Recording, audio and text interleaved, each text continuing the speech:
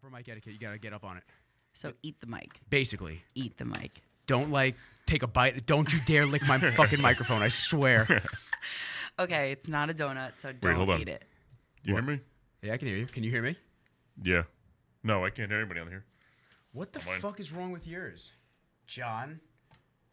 I know, John. You have a lovely voice, so. He is the voice. The voice. Listen now. Can you hear us? Yeah, now we can. Okay. Good. Yeah, I'm just jacking everyone's audio levels up. Everyone can hear me very nicely? Very clear. Okay, Absolutely. very clear. Loud and clear. Did you go from California to Florida? Yes. Why? That was so random. So I'm not gonna complain because I didn't book the flight, but yes, because me and my sister flew together. We were here for like 8 hours, not even. I'm back to the airport and went to Florida. But it was still cold here, so it was nice to just get the fuck out of here because you're not used to that type of weather anymore. Let's not front there. We actually had 2 weeks of like rain, and it was pretty cold. And it gets down to 50 at night. That's very cold. That sounds great. It does. That sounds wonderful. Compared to what we've been dealing with here. Are you kidding me? I wouldn't know. We had a squall warning. Oh yeah, what yeah, was the that? squall. I'm very intrigued. What is a squall? Well, we had to Google it, and a squall is basically a whiteout, a period of intense snowfall, which requires people to just be very cautious. For like 5 minutes. It was really fucking bullshit. They made it such a big deal. Everyone in the bar was getting like all the notifications. Wait, like the Amber Alerts, like on your phone, where your phone goes black and it's like It yells at you like it's gonna blow up. They were like, "Hey, by the way, squall warning." And I was just like, I don't know what fucking squall warning is. What do you guys have over there? Brush fires and well, we're I'll take a squall. we're out of fire season right now, but yeah, we do get fire season where you can't like go camping, start fires, or you get the homeless people who decide to keep themselves warm, then they light shit on fire. Fire season. Yeah. I want to address that. We get fire season. I would prefer snow over fire. I don't fuck bit. with fire. I mean, I don't fuck with spiders, sharks, fire. I don't like any of that shit. The good news is that I'm nowhere near the fires. I'm in the city, so it's not Great. gonna come to me. Are you still in I'm in Hollywood. West Hollywood? Hollywood. Oh, ooh, okay. Oh, excuse me. Yeah, your excuse because West Hollywood's about like $5,000 more expensive than Hollywood, so let's my Oh, so God. it's like goals. Yeah. Well, Beverly Hills would be like the top of the top, but then there's West Hollywood. I told you I couldn't, and I say it every episode. Yeah. Never. I couldn't wait to get the fuck out of there. Listen, no, I keep rolling on. It sounded like Grand Theft Auto outside my window in downtown LA. It sounded as though a video game was playing out all the cutscenes where people were just getting robbed and there were riots.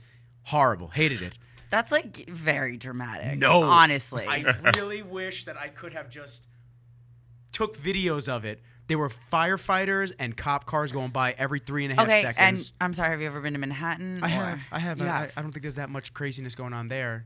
Certain areas. I was just there today, and there was a lot of crazy everywhere. What part were you in? I was in Times Square shooting a video shoot in the Oh. middle of Times Square. So hold on. You live in Hollywood and you came here to shoot a video. Yes. Yeah, because New York is All just, right. it's just the best. It was like my final farewell to New York. Like, peace. I'm out. For good? Never again? No. That's right. You keep your summer home in the Hamptons, right? When I make it big, yes, I will keep my summer home in the Your fire season home in the Hamptons. my fire season. So as soon as it's fire season, I'm out. Fucking love that. How did we meet? I forget how we met.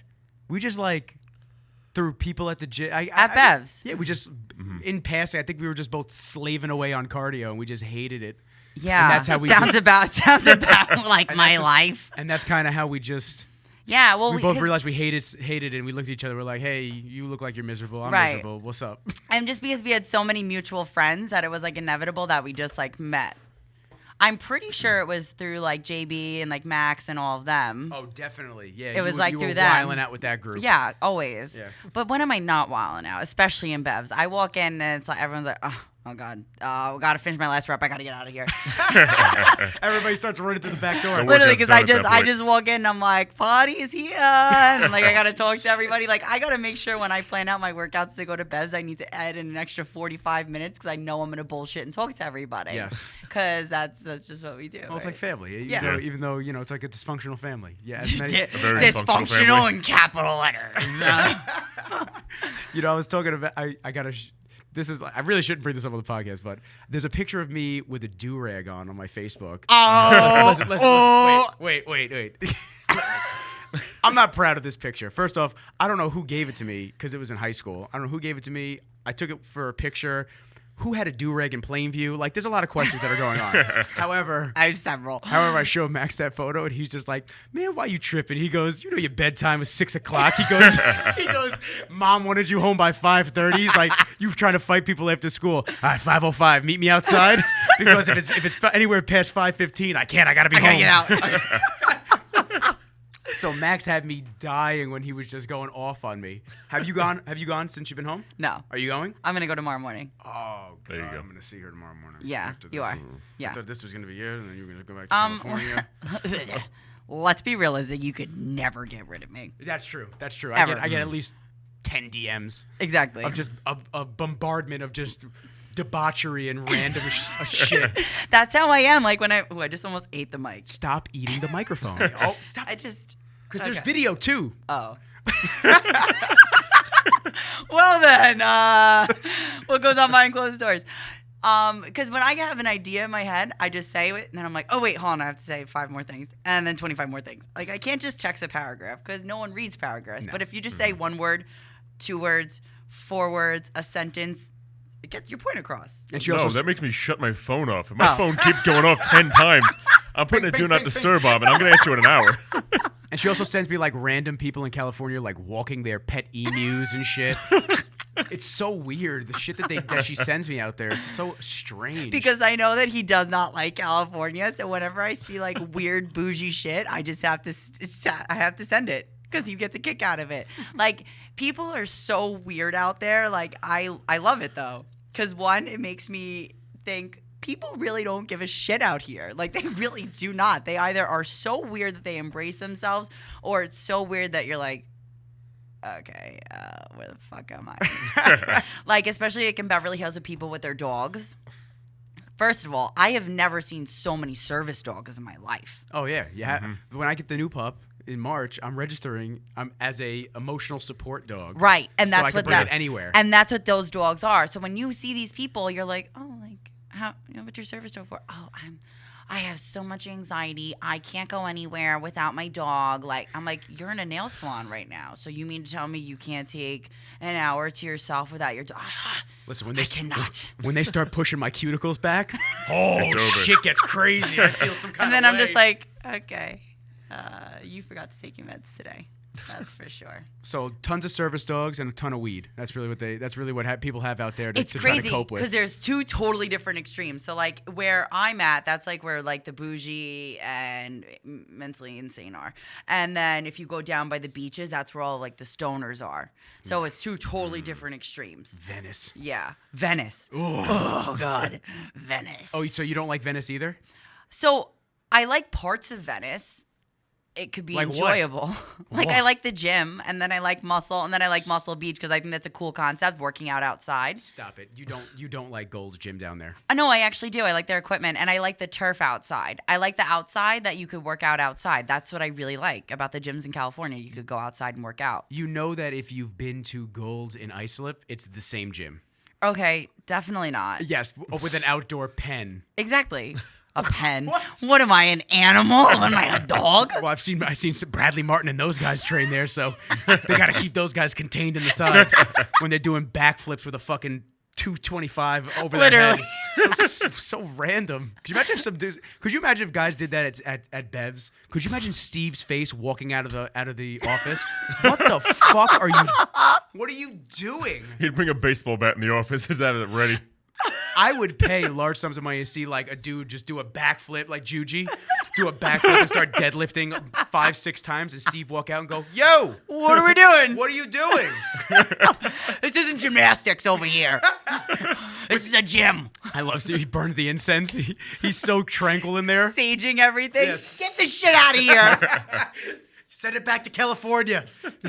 Get out. This is the bodybuilding industry, not the fitness industry. But then Bev switches to, sweetheart, chill over there and just try to correct the form of the Yeah. backflip. Yeah. Look, you want to push a little bit there? Right.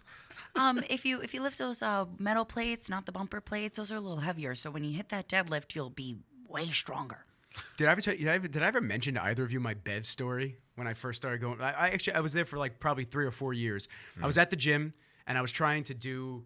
I was trying to get my max on deadlifts, and I just put 420 or something like that on the bar. And I'm sitting there. You know when you're just like amping yourself up, you're just sitting there like, oh, come on, you got to get this shit. Let's go. Come on, stop fucking around. And all of a sudden, she turns the corner and she's just standing there looking at me. And I look at her and I'm just like, And now I gotta get this. I'm like, no. And she's just standing there. And I'm looking at her. I'm like, hi. She goes, well, come on, do it. I went, oh, okay. I said, that's how this is going to be. All right. Uh-oh. I tried my best. I think I got it for like 1. It was rough. Didn't go up really smooth, but that. And then she's just like, all right, well, next time, make sure you do this and this and this. So I was she like, didn't jump in and All right. outlift you and go. could you imagine if she just she pushed me out of the way, pussy, and she, Yeah, right. Let me show you how it's really There was done. another plate on there first. Wow, that was cute. I thought your knees were gonna buckle. Oh, that was my warm up. Can we add some more weight on here? This is a little light.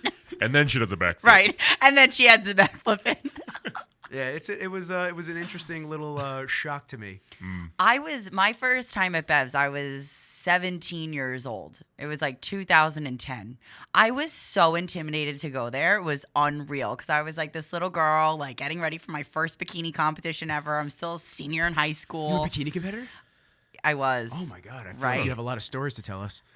Right?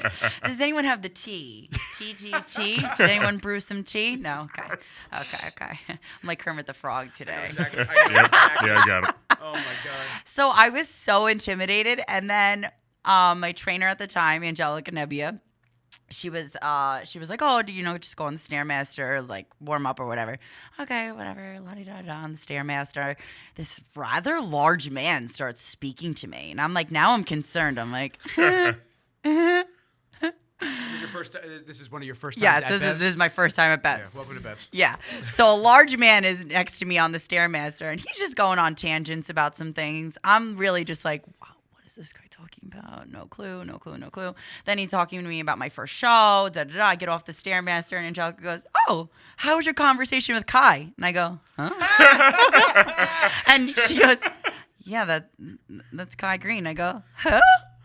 What? That's awesome. What? Yeah, she had no clue who he is. No clue. I just thought it was some large man. I was like, what the fuck? Do you work out? Yeah, right? I'm like, you go here? All right. You just do cardio? Are those legs or arms coming out of your upper body? I don't know what's going on over here, but yeah, so that was the first person who talked to me at Bez was Kai Green. Ah, that was a nice little intro. right. Yeah. Then after that, I was like, let me Google this guy. And I'm like, oh, he's actually like famous. Yeah, like he's a somebody. He's actually somebody. And he was talking to me. I just thought he was a large man that did cardio. I don't know. I was concerned. I thought he was dying on that Stairmaster that day, but Everybody looks like sure they're he dying was, on the too. Stairmaster. Yeah, everyone looks like they're dying literally, on the Stairmaster. literally. Nobody looks like they're having a good time on that thing. Nobody is having a good time with that thing. Ugh. You walk on there, you're going, all right, when am I getting off? How much cardio were you doing?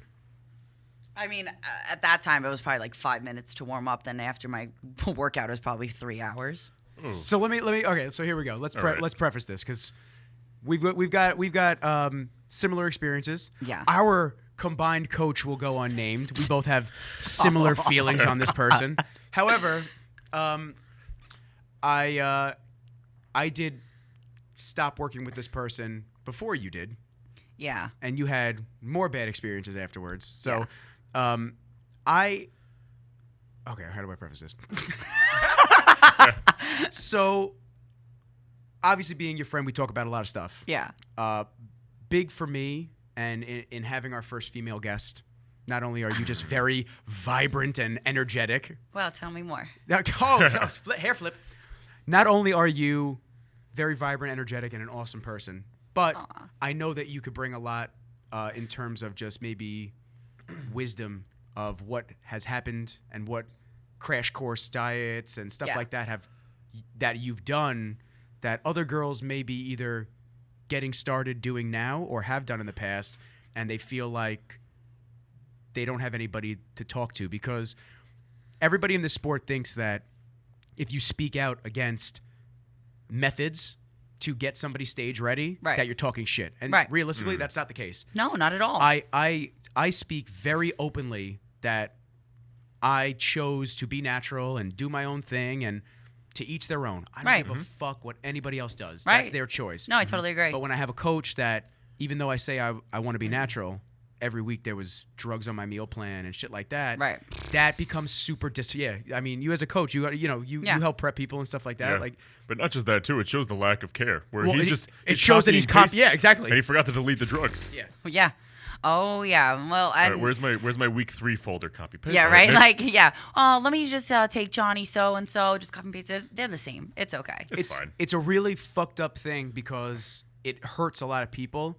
I was super excited when I first started bodybuilding, and I really wanted to do it for the full reason of bringing positive change to myself. Right. And then I realized the games that you have to go through mentally, and then obviously the day of the show, how mind-fucking that can be as Right. well, and how you're really at your lowest point when you're up there. Yeah. And it's Yeah. super... I agree. I mean, I say it all the time to kids that are thinking of competing. Between the day and the night show, I was outside bawling my eyes out. I was crying my ass off. I was just super disheartened, and I knew what I was going to walk into. I knew I was going to walk into a chemical warfare when I competed, and I knew that I was going to be going against guys that were 3 times my size. But until you're really standing next to them and you gave 1,000,000% Right. all, and you're standing there, you're just like, fuck, man, and I'm like dying on stage. Right. It's the dark side of the sport, which, don't get me wrong, I love the sport. I think Right. it's great. I think it's awesome Yeah. in its own areas and its own ways. I think we need to open up with the fact of this is where most people go wrong.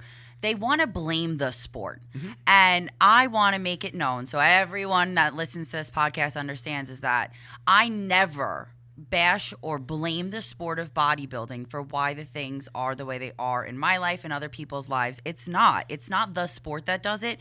It's your surroundings, and it's either the people, the influences, or other things that you have going on, or maybe just you as a person. So I think where people go wrong, the first thing they go is, oh, fuck bodybuilding, the politics, the this, the that. They never want to take like ownership to other things that could possibly go on. And for me, I was never afraid to get blacklisted because I don't really think that that's a relevant thing. I don't think it's a thing. I have also never talked shit about the NPC or the IFBB. I also love the sport. For if you can sit in an auditorium for 5 hours and sit there and watch every single class, you know that you genuinely love the sport. Doesn't take away that I'm not a bodybuilder anymore because I still am. I'm just not a competitor anymore. There is a big difference between being a bodybuilder and a competitor. And that's where people go wrong, is with that disconnect. I will always be a bodybuilder. I love training and I love watching the sport. I just choose not to compete anymore.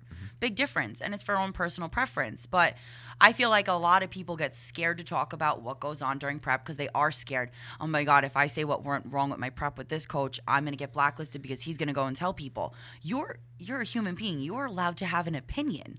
I have gone through 6 different coaches, and all 6 of them have brought me to different places. Some negative, some positive, some I wish I didn't work with. Some in between. Some in between. But I also think that some people's prep coaching isn't for everybody. I also feel like every single person's body is different. It takes a really long time for one person to learn how you work with it, because you might not be able to digest sweet potatoes. I might be able to.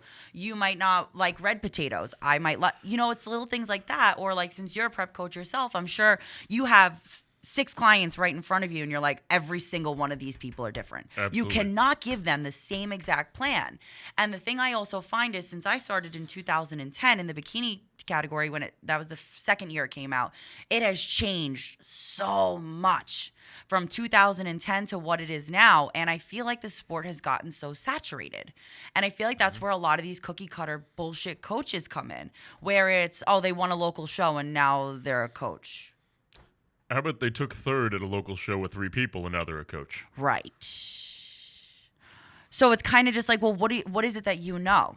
And I'm also not sitting here saying that an IFBB pro card makes a whole lot of a difference, because I know so many people out there that don't have pro cards that are honestly smarter than most pros that I know. Yeah. Sometimes it's a matter of genetics, and the smartest guy stopped competing because he knows of the downside of it. You know what I mean? For me, it's kind of the same thing as you. I saw that I wanted to be a bodybuilder. I finished my last show and I said, you know what, I'm done. This is it for me. Because the last show I did, I felt like I was busy that weekend. Like I was blocking stuff out. My whole business life, everything went down. I didn't have time to work on my other businesses. Everything, I spent so much money I didn't need to. And for that weekend, I didn't feel like, fuck yeah, I'm competing. Let's do this. I go, what the I'm busy this weekend. But I'll book you next week. Right. Even when I was backstage, I'm sitting there going, all right, I guess I'm going on stage now. Right. You know? Yeah. And crazy. that's sad because, like, for me, I really feel like if you love to compete in the sport of bodybuilding, you have to love that shit from start to finish. And what I found is that I loved it, but I was bitching and complaining every single day. Oh, I got to do cardio. For me, I started at 16 going on 17. I stepped on stage at 17 years old. I was a senior in high school. A baby. So imagine, like, I was missing out, and it's not that I regret it because it was nobody's decision other than my own, and it definitely molded me into the person. But like, I wasn't going out with my friends on the weekends. I wasn't ditching school and like doing all these different things. I was up at 4 o'clock in the morning at the gym doing cardio, then going home, showering, going to school, eating my meals in my locker, then going to work, and then having to go to the gym right on after that. Like, I was doing like, what most grown adults do at 17 years old. So it's not like, again, no one put a gun to my head and forced me to compete. But looking back on it, it's kind of like you said, it was almost like a chore. And even like at the day of the show, and everybody is notorious for this, and this is seriously one of the big reasons why I wanted to stop. We count down for, I can't wait to go off stage so I can eat all this. Yeah. Mm-hmm. You should be counting down to get back on stage. I couldn't fucking wait. And the weeks leading up, I was just... What do? You search food you're going to eat. Right. Like a compulsive, as if you've scary never person. seen food before in your whole entire life. Yeah. And that is, honest to God, one of the saddest things to me. It really is. It's one of the saddest things that, like, I want to say a solid 60% of competitors, because there are a bunch of people that genuinely love it start to finish and don't even think about it. Mm-hmm. Like, they will do whatever it takes to be there, and that's great because, like you said before, to each his own. I cannot stress that enough. But like, it was such an obsession, and especially for someone like me, I fell short every single time. The first couple of years I did great in bikini because it was a totally different look. It was an hourglass look. So for anyone that knows me, naturally that is my body. I have a small waist. I'm very thicker in my glutes and in my legs because I was a dancer, cheerleader, gymnast, and then I was a sprinter on top of that. So it's like I did all lower body dominant sports prior to me leading up to bodybuilding, which wasn't a good thing for that bikini category. So I did very well up until 2012, and then when I came back in 2014, I wasn't placing anymore. And everyone's critique was, you're still too big. You are too big. And I'm like, I'm 118 pounds. What do you mean I'm too big? I've been doing 3 hours of cardio a day, eating tilapia and asparagus 6 times a day for the last 2 months. What do you mean I'm too big? It literally just took everything in out of me to get down to 118 pounds, and this still isn't good enough. And that's what was really killing me about the bikini category, because I'm like, how small do they want me? And then Steve said, you got to come back on stage at like 110. I go, Yeah. What else is there to lose? You want me to just take my Seriously. organs out? right, like, what is there to lose? And he's like, it's your legs. Well, you already know what I'm going to tell you. It's your legs and your glutes. They got to come down. And then as soon as you're pro, they got to go back up. Right. That's true. As soon as you turn Right. pro, now they're not big enough. What the fuck you mean Right. they're not big enough? Right. And then, or it was, I'll never forget, it was after the summer, it was after a show I did in Boston, and he said, you have 2 options because you're right smack in the middle. He said, you either take a year off and do nothing but cardio and do not touch a single dumbbell and come back as bikini. He said, or you take the year off and you grow and match your upper body to your lower body and you do figure. He was like, you would do phenomenal in figure. See, now what I don't get is if that's one of the alternatives to be a bikini competitive, like a bikini competitive bodybuilder, don't touch weights for a year and do a bodybuilding competition. Yeah, because it's still technically a bodybuilding. Right. You know what I mean? But it was because my upper body and my Yeah. waist was perfect for bikini, and then it was my legs. So it was, all right, well, I can't train legs anymore. I literally, there came a point where I literally was not training legs at all whatsoever. I was doing nothing but the 3 hours of cardio a day on the Stairmaster, or I was doing sprints and starving. And as individuals who get into the sport, I mean, everyone gets into it for different reasons. Right. But realistically, we all get into it because we're unhappy with ourselves. Absolutely. And we want to improve something. So as somebody who is already in the sport to improve themselves because you feel like you need to improve yourself, hearing that type of feedback, and nothing against Steve or anybody that gives you the feedback, Right. but it's super disheartening. It's Right. like, That's how much I have to do to change into what's an acceptable look for the show. Right. And that was always my feedback. My feedback from every single judge. And again, like, I think people take it to heart with what the judges say. And I don't, because I was always very good at constructive criticism. I also knew that coming from a sports background my whole life, especially like doing single competitive sports,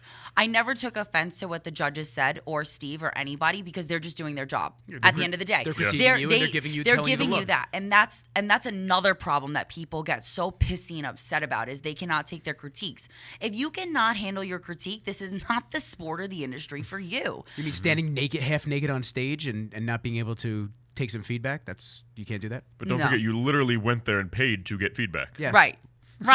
So it's like I don't want criticism. Here's $600 for me to do a show. I'm gonna get on stage in a Speedo, but don't tell me how bad I look. Tell me I look good and give me a trophy. Right. But this, oh my God, this resorts right back to people think like it's the participation awards. Thank you for showing up. Here you go. There you go. And it's crazy to me. Like, for me, I've always been a competitive athlete. Like, that was why I could never do team sports. I always did individual sports because it was always me against me. And, I was bullied in high school. I was freaking tortured in high school. I was always called, like, this is prior to me getting my nose job, big nose, big bird, butterface, da-da-da. So when I was a senior in high school, I was so badly already broken from being like tortured that I got into bodybuilding, because I was like, wow, this is something that I can prove everyone wrong. And this is the problem. I got into it for all the wrong reasons at the time at 17, because I was already so insecure about myself. I wanted to like almost prove to people like, well, now I'm strong. I lift weights and I go to the gym, and then I improve my body, and like maybe this will happen, or whatever the case was. So I got into the sport for all the wrong reasons to start with. But as I progressed as an athlete, and once I like got into the sport like years and years, I did it more so I could always beat myself. I was always a very insecure person when it came to my body. So when I would hear this feedback, of course I would be upset, because for me, and it's any competitor, you bust your ass. And I was never the girl that did an 8-week prep. I was never the person who did a 10-week prep. I was always doing like 20, 15, I was dying because I was so big. And because also what my problem was is I never reverse dieted. I was that competitor that I would just go crazy because I starved myself for 20 weeks at a time, and I was also a kid, so I didn't really know any better. Hormones are still getting balanced, and puberty was like 2 years before. While they're getting thrown off too with the prep. Right, and then it was the prep, and then it was like we said before, like I would just literally think nothing other than food my last 4 weeks. It would always be me on Instagram, like, okay, what food place am I going to go to? Or I'd be on cardio, like literally almost licking my phone because I'm like, oh my God, this burger looks great. And like, it's sick. People have burgers every day. People have ice cream every single day. People have all this shit every single day. And here I was like literally not having a single thing. And there was a time where I couldn't have cheat meals because I had to suck down so much for bikini. So when I was still in that limbo, I said, fuck it. I'm just going to come back as bikini, and I'm not going to listen to a goddamn thing that anyone says. So I went back for 2015, still as bikini. And then that was one of my last shows. That was Summer Classics. And that show is at where they have the New York Pro every year. And that's where Westchester? Yep. Yeah. And then that's where Marco, and that's where he was judging, and all of them, they said it to me. They were like, one of the expediters backstage, he said to me, it's actually painful to watch you prance on stage in a bikini, knowing that you should be in a figure suit. He's like, because the first thing that we see when you step out on stage is legs. He's like, I don't even pay attention to anything else. He's like, and you are a beautiful girl, Lindsey. He was like, the first thing I see is legs, and I say, why is she in a bikini? Why is she in a bikini? That's what they would all say to me. Was there a reason that you wanted to do bikini over it? Was it because you didn't like the look of figure? To be really honest with you, I did not like the look of figure. I didn't like the muscle. I didn't want to be any bigger. I wanted to be a small, petite little bikini competitor. But, there came a time where I had to be realistic with myself and say, if I want to be pro so bad, because again, at this point, I was still brainwashed that me going pro was the only way to succeed in the fitness industry. Mm-hmm. I was brainwashed by that because I was 16 years old when I got into the industry, and I thought that the IFBB pro card was the golden egg. And you're not alone. Yeah. Everyone really thinks that. And people really think to succeed in the fitness industry or to succeed as a trainer or whatever, that piece of paper holds credibility to your name so much, like a do or die. Like, yeah, right. But like, and that's the warped misconception when people think that, oh, you're getting your pro card, here's also $1 million check. No, here's a $300 bill for your pro card. Yes, once a year. Once a year. And if you don't renew Is it, that 300 now? you got to They're up- requal. something like that. They're up there. Yeah, and you got to requalify it every year. And if you don't renew it every year, from what I understand, like unless you're, I think you're just out. I think you're out. You got to redo everything. Yeah. Go to nationals That's again. fucked up. Unless you win, unless you win the Olympia. Right. Residual money. It's a business. And of course it's a business. Yeah. So I was always under that misconception that like this was it. So when I finally took some time to myself and I looked at like girls like Nicole Wilkins when she was winning, and when she was not only she was a beautiful, she still is beautiful. So when she was winning like the Olympia, when she was winning like all those titles, that was like 2015 when I was like, you know what, if I could look like her, and I'll be fine. So that's when I took the time off, and then that's when I hired our coach, because he did that bikini show with me. Our ex-coach. Ex-coach. Let's make sure we preface that. Yeah, our ex-coach. If I have a coach, it's either Mountain Dog or it's James, the doctor down in Florida. Those are the only two people I trust now. Yeah, yeah, little circle. So way back when, so he did that show with me, and then then I transitioned into figure with him. So when I was, what was that like? Those because that's a big difference. It was. Yeah. Your upper body, needed to match now figure. Right. Your legs were already more advanced technically. Right. But even still, on the body to put on that much more size, and how old were you? Oh gosh, I think I was 22. Maybe. Yeah, it's a lot to be putting your body through. So Yeah. what was that transition like at first, the intro stages?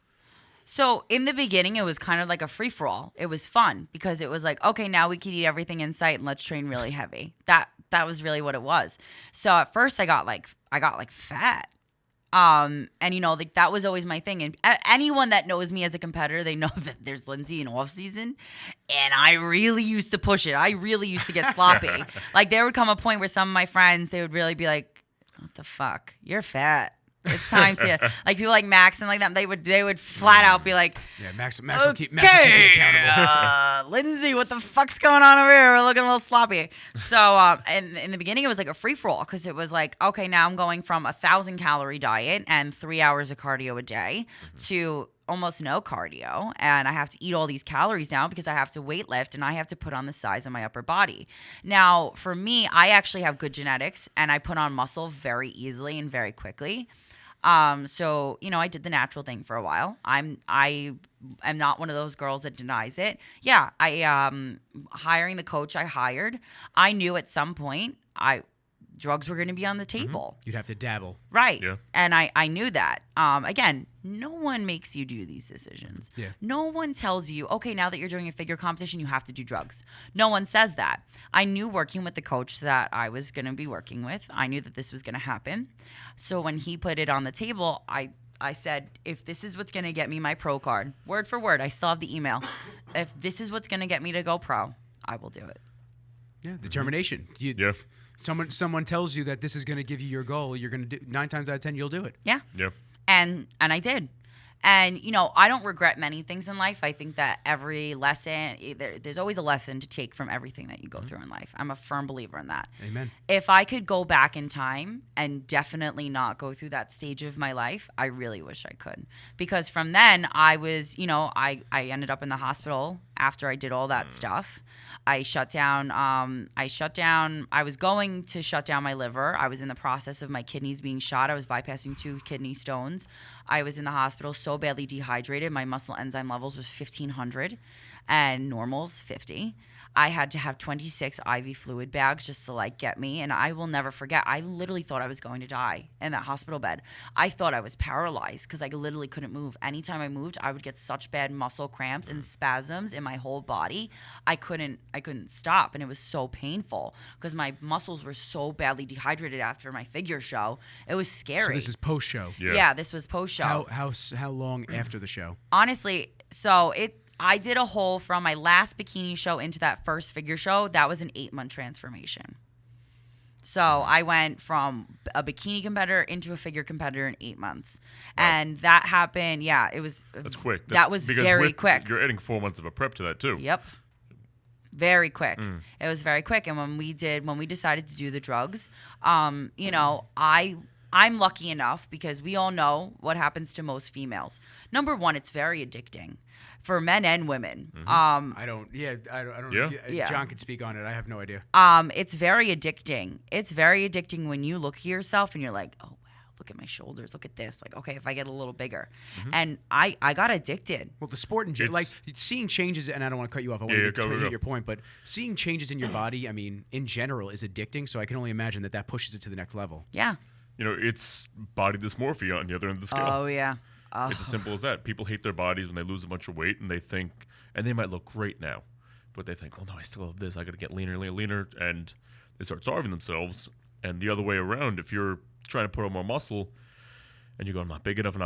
When you're the biggest guy, you walk into any room, you go, I just need more gear. When obviously that's not the case. Right. You need more food. You need more time. Right. And You know what that I mean? was the You problem. can't slap a steak on you and stick a pin in it and hope it stays. Right. That's not what happens. And it that's takes a where while. people go wrong too, is they think like, oh, if I do a cycle of steroids, I'm gonna get huge, and that's really not what happens. You have to put No. in the work, and so for me, like I got so addicted when I started like taking stuff, and I was taking a good amount. Like I was taking a good amount of shit, and I have to be really honest with you. My coach really didn't give a shit. I didn't know that I had to take a liver protector. I had no clue. And I didn't even know what that meant. And your first time taking stuff too, your body's gonna respond like this. Right. I also didn't know where to get this from. I can't walk into CVS. That's what, I'm not even joking. That's actually an email I had back with him. I wish I saved it because he put it on there, and I said, all right, hey man, I said, listen, I don't know how many times I have to tell you that I'm natural. I said, so that's the first issue. Number two, even if I was to be doing this, where do I go? Do I just go? And I literally said, do I go to CVS and just go, hey, I got this list from a coach. I don't think he's a doctor. Do you sell this over the counter? Can I get the Primo up there? Is that the China shit? No, don't give me that one. Do you have any D-ball up there? What about Deca? Is that made in the USA? Yeah, Deca? give me that one. No, Oh, no, that no, one. No. Have a test. Do you guys take insurance? Right. How much is this going to cost me? Can I do a payment plan? Is that from a Belgian Blue Bull? Yeah, I Right. want that one. That one's really strong. Right. So then it's like on top of that, then I was taking a risk ordering this shit in the mail or like whatever I was doing or getting it from people in the gym that I knew. And then at that point, looking back on it, again, it's so stupid because did I even know what I was putting in my body? Nope. I did no research. I had no clue. I was trusting whoever. And that shit is scary. Very, Very scary. It's scary looking back on it because I'm like, what an idiot I am. Like, honestly, I could have, what if I was allergic to any of that stuff? And I don't know. What if I could have died doing like one shot? I could have been dead. You never know. It's crazy. I know somebody who will remain unnamed, but he sells the stuff, and in his testosterone, he goes, like the guy who sells it to him, he goes, I put a little bit of tren in there. I go, are you out of your fucking mind? Whoa. He's like, it gives a little bit more of a kick. He goes, No, well, how that's about aggressive. if somebody's allergic to it? Right. What's gonna happen? How is your body going to react to that? You Yeah. could die. That's it, plain and simple. Like, you could literally Bad drop allergic dead. reaction? Yeah, you're done. Right. Yeah. And you don't know these things. So, and what kills me is like, again, I'm not even like that old or anything like that, but I see all these younger kids getting into the sport and they're looking at all of these older guys and they're thinking, I just want to be like them so bad that I will do whatever it is that it takes. And I'm seeing these kids getting younger and younger and younger, and they're running more gear than guys who have been in this industry for 20 plus years. And when you ask them, okay, well, why are you running that? Oh, I don't know. My coach told me to. Okay. So you did no research. And again, just because I was that kid at that age, so you did no research and now you're just listening to a guy that you're supposed to trust.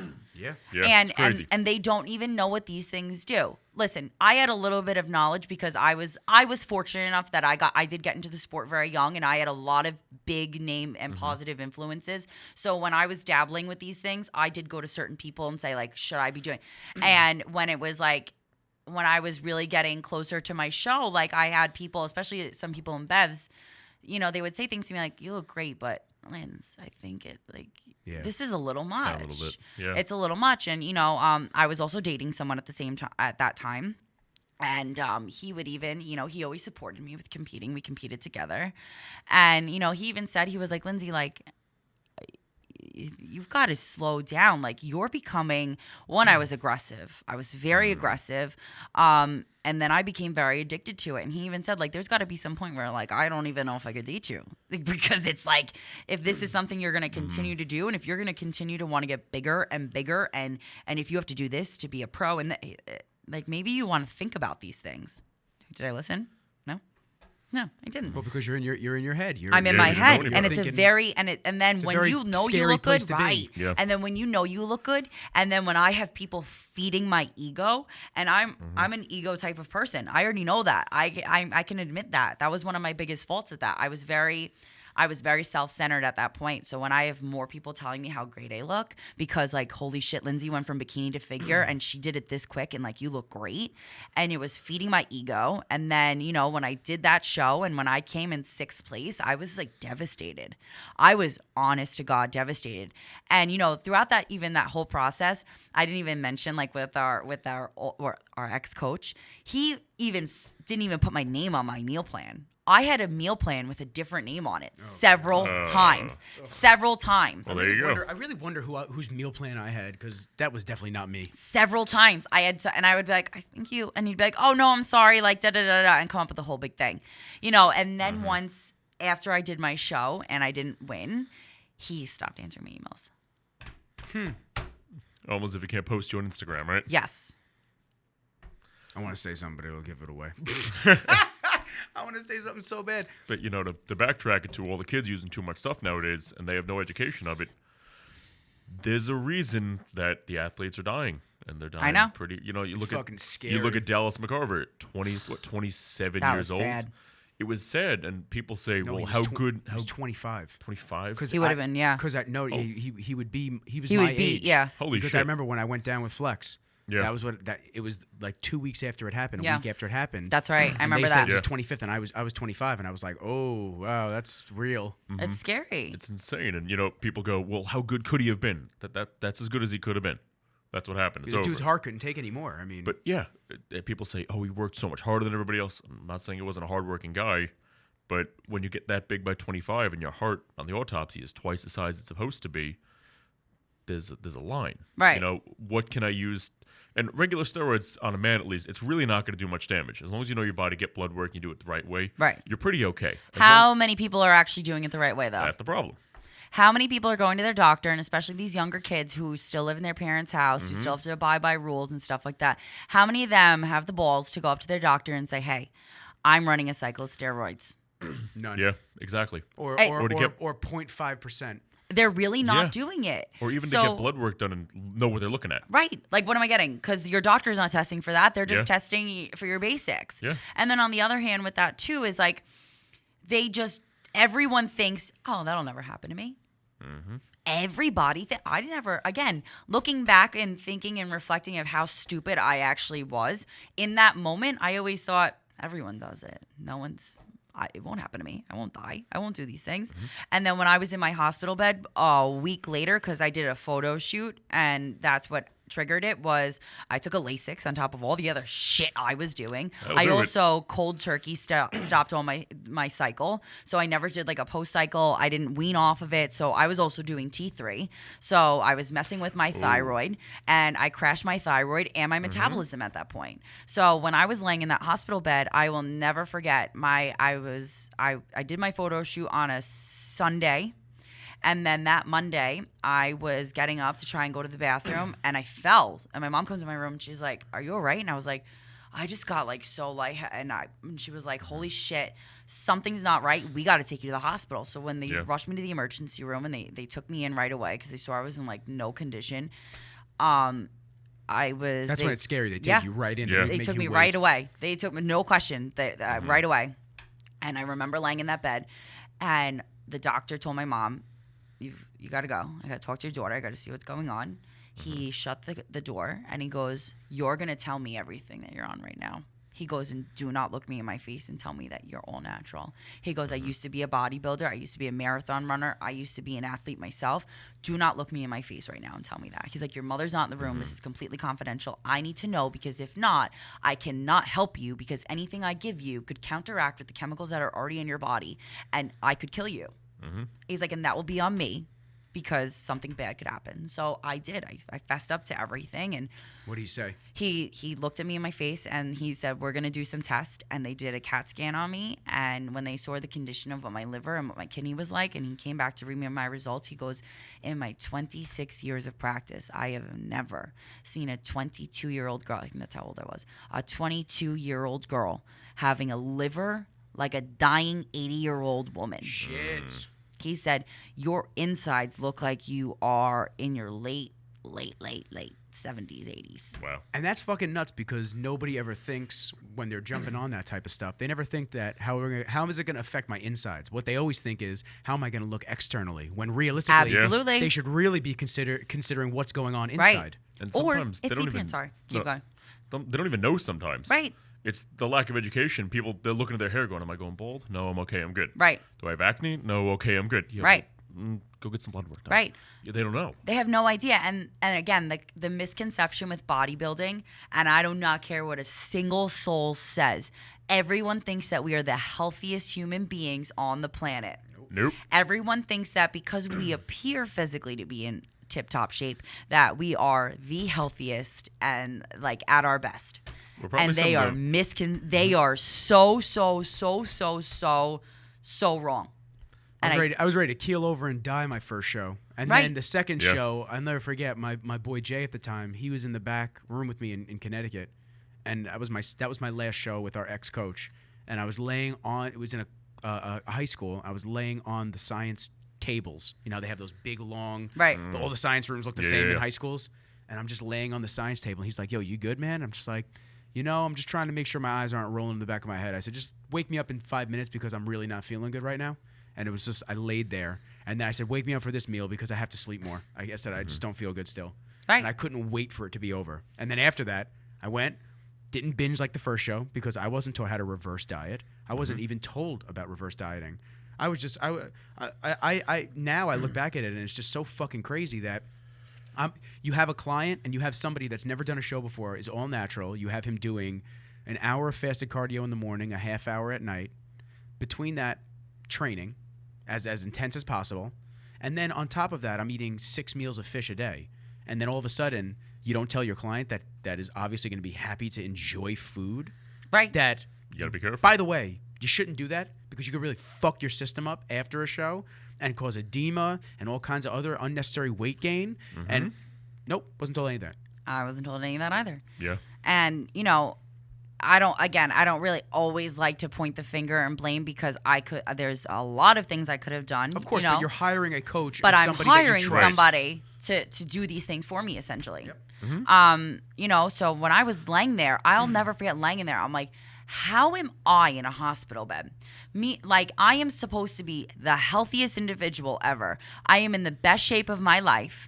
I go to the gym. I don't drink alcohol. I don't do, hard drugs. Like I wasn't, doing coke and like all that stuff because I couldn't because I was getting ready for a show. So I'm like, there are people out there. There are drug addicts walking around. There's morbidly obese people walking around who eat McDonald's every single day. There are people walking around with cancer who are not in this hospital bed, but yet here I am. And when my doctor told me, he was like, you have literally 2 options. He goes, you either stop competing and really take your health serious. He's like, or you keep going the way that you are. He's like, and I can promise you'll never see 30. Wow. And let me ask you on an emotional side, when those words came across to you, what did you feel? Like, how did that make you feel? I was devastated. I was devastated because I didn't know who I was without competing. I had no clue at that point. I had no idea. So I was so broken at that moment hearing that because I knew what the logical thing was. It was I going to listen and apply or was I not going to listen and keep going? So I semi-listened and I decided to just go back for another show, but I told that coach I was not going to do any drugs. So I didn't even do like a fat burner. At that point, I was so cautious with everything that I did that I wasn't even taking protein powder because my liver, I had done so much damage to it that my liver to this day can't process the enzymes that's in protein Yeah, powder. the liver gel doesn't regenerate like everything else does. Right. So once you kill the material in there, it's done. Stupid question. What fucked your kidneys up?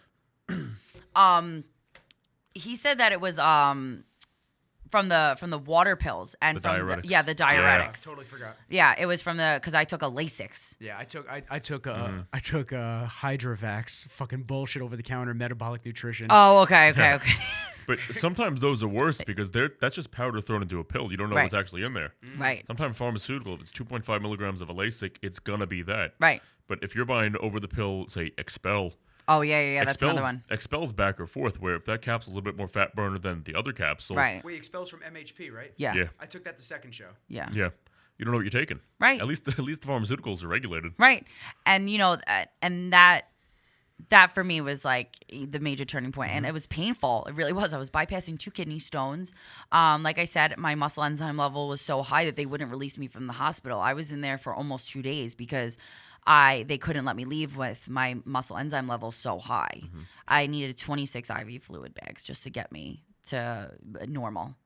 And from that, obviously what happens, I just went from like 10% body fat to then, going and eating and binge eating. And then a week later having all this IV fluid, I literally shot up like 30 pounds. So, And then the mindfuck stage 2 occurred. Yeah. well, at that point, that was when I want to say was the height of my body dysmorphia and the height of my depression was definitely around that time. And for me, it was such an up and hill battle for such a long time where I really didn't get all that shit under control until I want to say maybe about 2 years ago when I really stopped competing, when that was like my absolute last show. And when I did my last figure show, I did it all natural. I looked okay. Like I looked like a regular fitness model. And if that was like a look I could have maintained all the time. But even then I was still killing myself to look like that because I wasn't doing any drugs. Now, did you go into that show knowing that was going to be your last one? Oh, yeah. I'll be honest with you. I did it as a favor to a friend because he was running the show and he needed more people in there. And he was a really good guy. He's still a very good friend of mine. And I did it for fun. I mean, who doesn't love going to Miami? Oh, There you go. Who doesn't love a good vacation to Miami? I have so many friends that live down there. So I kind of looked at it like, I'm never going to compete ever again. This was something I did for me. I wanted to see if I could do it all natural. And I was so miserable. I really was Yeah. so miserable. rough. I was miserable and people saw it. People knew I was miserable and people compared my other physique of figure to that one. And they were just like, what the fuck? You What do happened? not look nearly as good. Yeah. And then they start blaming you, going, "Oh, you're probably cheating on your diet. Yep. You're not working out." No, we just didn't tell you about everything else. Yeah, right. Yeah. Right. And and here's the thing, and not that I want to take it away from the men in the sport or anything like that. It is very hard to be a female in the sport. I'm sure. And this is the part that, with what I do now and the message that I'm trying to spread and promote, I never want to deter people from competing. I think that if you want to compete and do it, I think you should. But I do think that you should be aware, and especially as a female, you really need to be aware of your body. Like, not to get too graphic, but like you lose your period, you lose your menstrual cycle Becoming too Yeah. lean, right? from becoming too lean. And there was a time heard. I literally didn't get my period for a year. Wow. One whole year. And when I did that, when I crashed my thyroid and my metabolism, it took me an extra year on top of that just to even get like a regular period. And what girls don't realize is that and when we get into the sport so young, you don't even think about like your future of like having kids. How can this affect you? On the other hand, there's a lot of women that get into the sport a little bit later who have already had kids, so that to them it's kind of just like, I'm done already, so it doesn't really matter. So what I want young females to understand is like, you have to do this the right way. You have to go get your blood work. If you're gonna dabble and do these different things, you need to think of your future. Because even for me, when I was going through all those things and I lost my period for such a long time, my doctor said, with all the damage that you've done, there's a good possibility you can't have kids. Because when you're a female and your body fat goes from really low to really high, really low, really high, your body's kind of going, what are you doing? How do I get back on track like this? Yeah. And you can't. And then, this is where a lot of females have a hard time of being super, super lean and then having to put on a little bit of weight. Or if they don't reverse diet the right way, or if they crash their thyroid without even knowing it, you get so broken and so insecure. It is unreal. Unreal. I would look at myself in the mirror, and mind you, I worked in a gym too. I would look at myself in the mirror and I'd be like, I'm fat. I'm disgusting. I literally see a 400-pound girl staring at me. And then I would get so many people like complimenting me like, oh my God, I wish I could look like you. And you want to know what I would do? I would die on the inside. I would shut my eyes and like cry to myself because I would be like, that's great that you feel that way, but I feel freaking awful about myself. And that first year of me not competing was the hardest year for me. Not only was I going through a really rough breakup, I was really, really mentally messed up with not knowing who I was, not being a competitor anymore. I was so badly depressed that like I couldn't even get out of my bed anymore. I felt like I had no more identity. As crazy as that sounds, because I had done bodybuilding for so long. That was your life. It was my life. Yeah. It's sick to say it was my life. No, well, think about it. Think about it with college athletes, with a baseball player, let's say, doesn't go pro, right? His whole life, from the time that he was an infant, when he could start throwing and batting, and his dad would teach him, all the way up through elementary, travel ball, high school, college, doesn't go pro. Whole life was baseball. Whole life was a college sport, and then all of a sudden, that's it. Right. What's he gonna do? Play in Yeah. a men's league on the side? Right. Like that's it.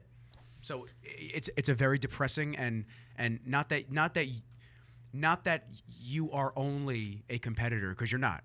You're so much more than that. Right. And you always have been. Right. It's just that's how you felt. You felt as though competing and bodybuilding was your identity. Right. You know what? Vlad put it the best when he was talking to us on the podcast last time. He said he doesn't have when he turned pro, he didn't immediately change his username to IFBB Pro Vlad Pedrick.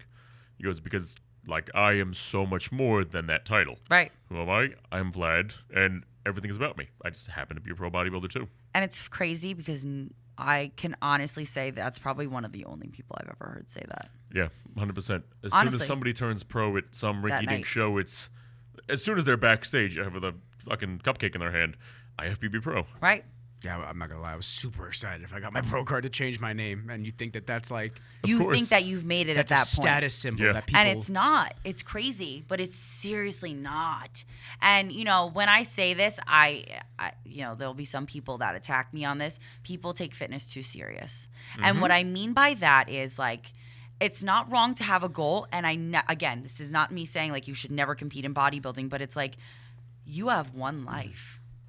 And this is what I can't stress enough, and this is the message that I tell people. It disgusts me now looking when I go to shows and when I see these people and like downing food like they've never seen food before. Or like, hey, you want to hang out? No, I'm prepping. I'm sorry. I have to use it. It sounds psychotic. You Yeah. can't go do this because you're prepping? What do you mean? Like, you can't go to a club one night and have fun in your 20s because you're prepping?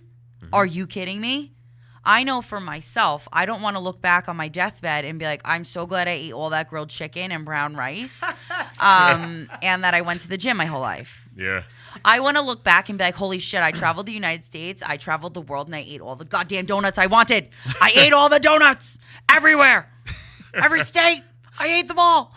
You know, like, I also want to look back and be like, wow, I had fun. Or I watch people go on vacation and diet. What do you mean? You're prepping on vacation. You paid $3,000 to go to the Bahamas and you're eating grilled chicken and brown rice and drinking water. It's weird. It's weird. Yeah. It's a weird mentality. And but being when we were in it though, when we were fully engulfed in it, that would seem normal. Normal. And you know, again, it's not that I'm telling people do, but there's people that I even see in off season that take it so serious. Like, go on vacation, eat a donut, eat something. The psychology yeah. of it, and I want you to say what you're going to say, John. The Shoot. psychology of it is very, very interesting to me because when I first started competing, I remember it engulfed my life as it does for everyone. Yeah. That gets really heavy into it. Yeah. But the really strange part to me was I think about this often, honestly. I look back and no one could have a conversation with me without it being about fitness. I could not have a conversation with my family, couldn't have a conversation with my friends. And even when it would happen, when I'd drive home from a friend's house, like there were a bunch of friends hanging out, and the entire night I'd be just talking about my training regimen, I'd be talking about my diet, and getting ready for the show. And then I'd leave, and I'd actually have those thoughts. I'd just go, is that really all I have to talk about with people right now? Like Right. that? This is really all I do? I'm going away to Quinnipiac. I'm getting my degree. I'm going to be a professional in the industry, in some industry. I thought corporate America at the time. Right. This is all that I can talk about? Fucking crazy. It is. What were we gonna say? I was going to go about the off season, Yeah. where people take It's a off good season. topic. Yeah, stupid serious. For me, I love taking it serious because I like how my body feels with eating 3 meals a day. He takes it serious, and he has a notepad with him, and he describes how the gym feels. Like I write down all my Because he's workouts. serious about making incremental gains. Right. But I treat my off season, I call it my minimum system, where I like to eat. I eat all the good food I need to eat for the day. But if I want a donut, fuck it, I'll have one. If I want this, I'll have it. If I want that, I'll have it. If I see myself getting too fluffy for my liking, I'll cut the shit out for a week, and it's really not a problem. Right.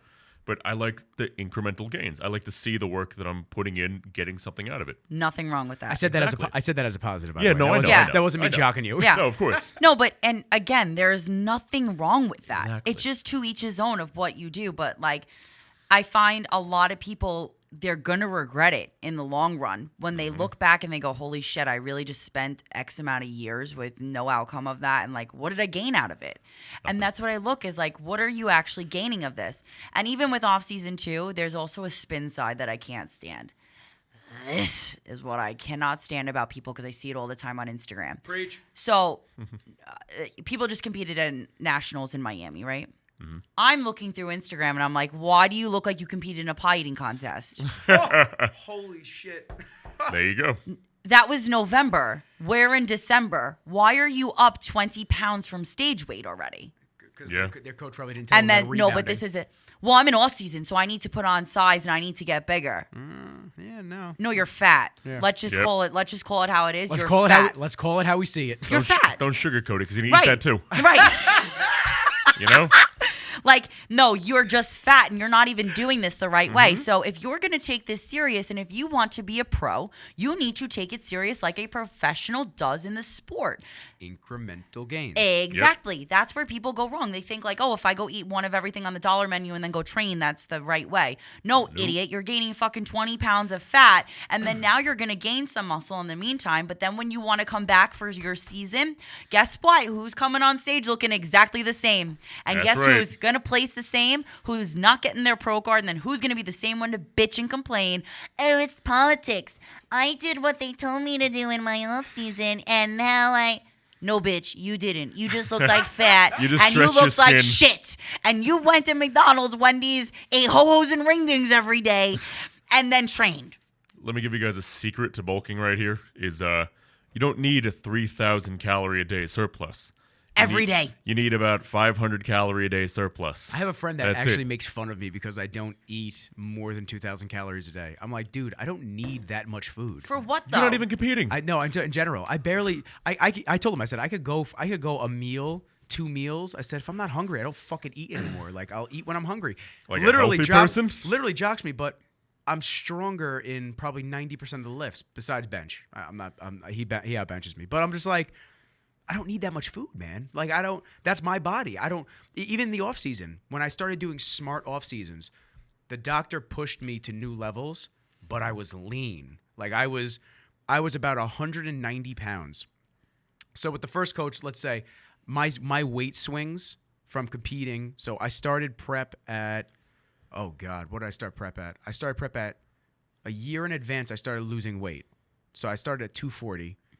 And by the time I had my coach, the first coach, I was probably like 200. I went from 200 to 150. So I just died inside. then Yeah. from 150 in 3 days, because of rebounding, I went up to 185. Ooh. Then from 185, I went up to 215 over the course of 3 months. So people don't know how bad that is for your heart. And Right. Then from 350, and then from 215, I went down to 168 in another 3 months. Then from 168 over the course of 2 years, I went up to 190. See, and this resorts right back to what I was saying before. This shit is not healthy. That is awful. Yo-yo diet. That is and that is what most people do. And this is what I mean when they get really fat in their off season and then they get really thin and then they have to kill themselves for their season and then they come back on stage looking exactly the same. I am sorry. You are not an athlete and I don't give a shit what anybody says. You are not an athlete if you are not progressing every single competition. If you can compare your photos side by side and if you do not see any difference, you are not an athlete because there's something wrong. And with that being said too, what makes me mad is when people preach like I'm a professional athlete. Now, now that I live in LA, like I'm about around like there's so many athletic teams. Like there are so many. We have like almost 3 teams for every single sport so I'm around all these guys. Like I hang out with a lot of athletes over there and I see a lot of athletes. I have honest to God never seen any NBA player, any football player out of shape all year round. Year round. Do you know who Aaron Donald is? Aaron Donald, he's a defensive player on the Rams. I think he's like 260, abs shredded, year round, right? Ready to go. That's an athlete to me. Athletes. Those are athletes. Yeah. And I'm sorry, but like over the years, again, I had that misconception of like this was how it was supposed to go. In my opinion, as an athlete, there should never be an off season where you look like complete garbage. Do I think that when you're getting ready for a show that there should be a different type of diet regimen? Absolutely. Absolutely. But in your off season, you should not look like, who are you? You actually you compete? Or like when I look at these guest posers as professionals, I'm like, why do you look like that as a guest poser? And then when you're competing at the Olympia, you look so different. That is not an athlete to me. I'm sorry, but or even when you're in a relaxed pose and if you look 8 months pregnant, like you're not an athlete to me. You're just really not, because why are you not in shape? Like you're supposed to be the poster child of what an athlete looks like. So why are you not in shape? And this is where I really do have an issue with what the bodybuilding industry is and what the fitness industry is. And now that I do live in LA now, there's a big difference to me because I see all these people in the fitness industry, and I really don't like saying this because it's a totally different topic when people say, oh, influencers and all this stuff on the Instagram and stuff like that. But when you see these people, they actually look like that for the most part in person. They're always in shape, as opposed to all the bodybuilders that I see that I'm like, athletes. Right. And you know what? For everybody getting butthurt by this, if you're going to call yourself an athlete, you got to hold yourself to a higher standard. You do.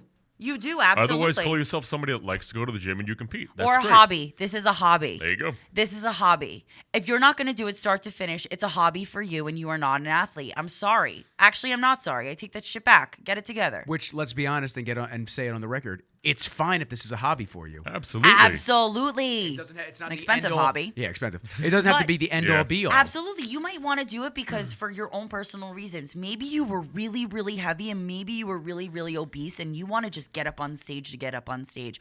Or maybe you're a mom and you just had a kid and you want to prove it to yourself. Whatever your reason is, there is nothing wrong with it. But don't make excuses. That's it. At the end of the day, don't make excuses for yourself. And this is what deferred me so badly from the industry of like bodybuilding, and why why I don't compete is because I made excuses for myself 24/7 and I didn't want to hold myself accountable. I am calling myself out as it is.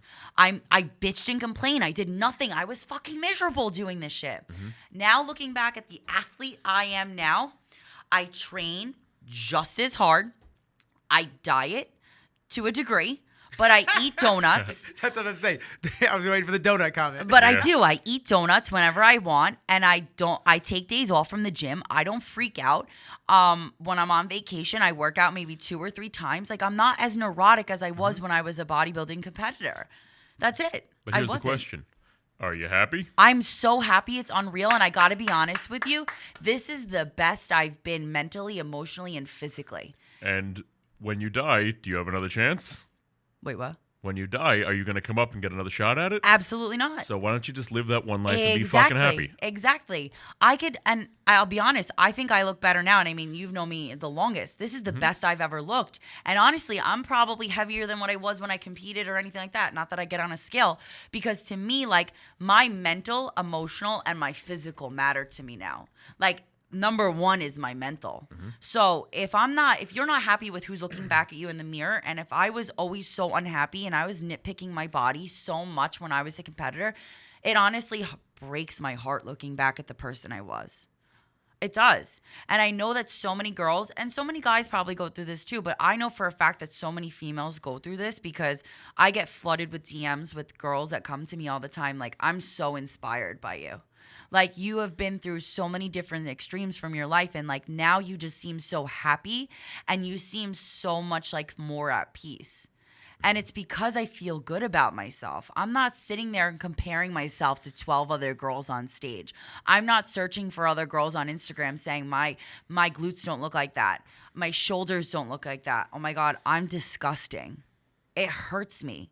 Really, I have like such a soft spot when I see these girls ripping themselves apart because I'm just like, you're so beautiful in your own way. And this is what I can't stress enough to my females that are listening to this podcast right now. Like, you do not need the validation of this sport. You do not need the validation of other girls. You do not need to compare yourself to that top 5 thinking that you're not good enough. Unfortunately, that day, your physique wasn't what the judges were looking for, but that does not mean that you need to destroy yourself mentally.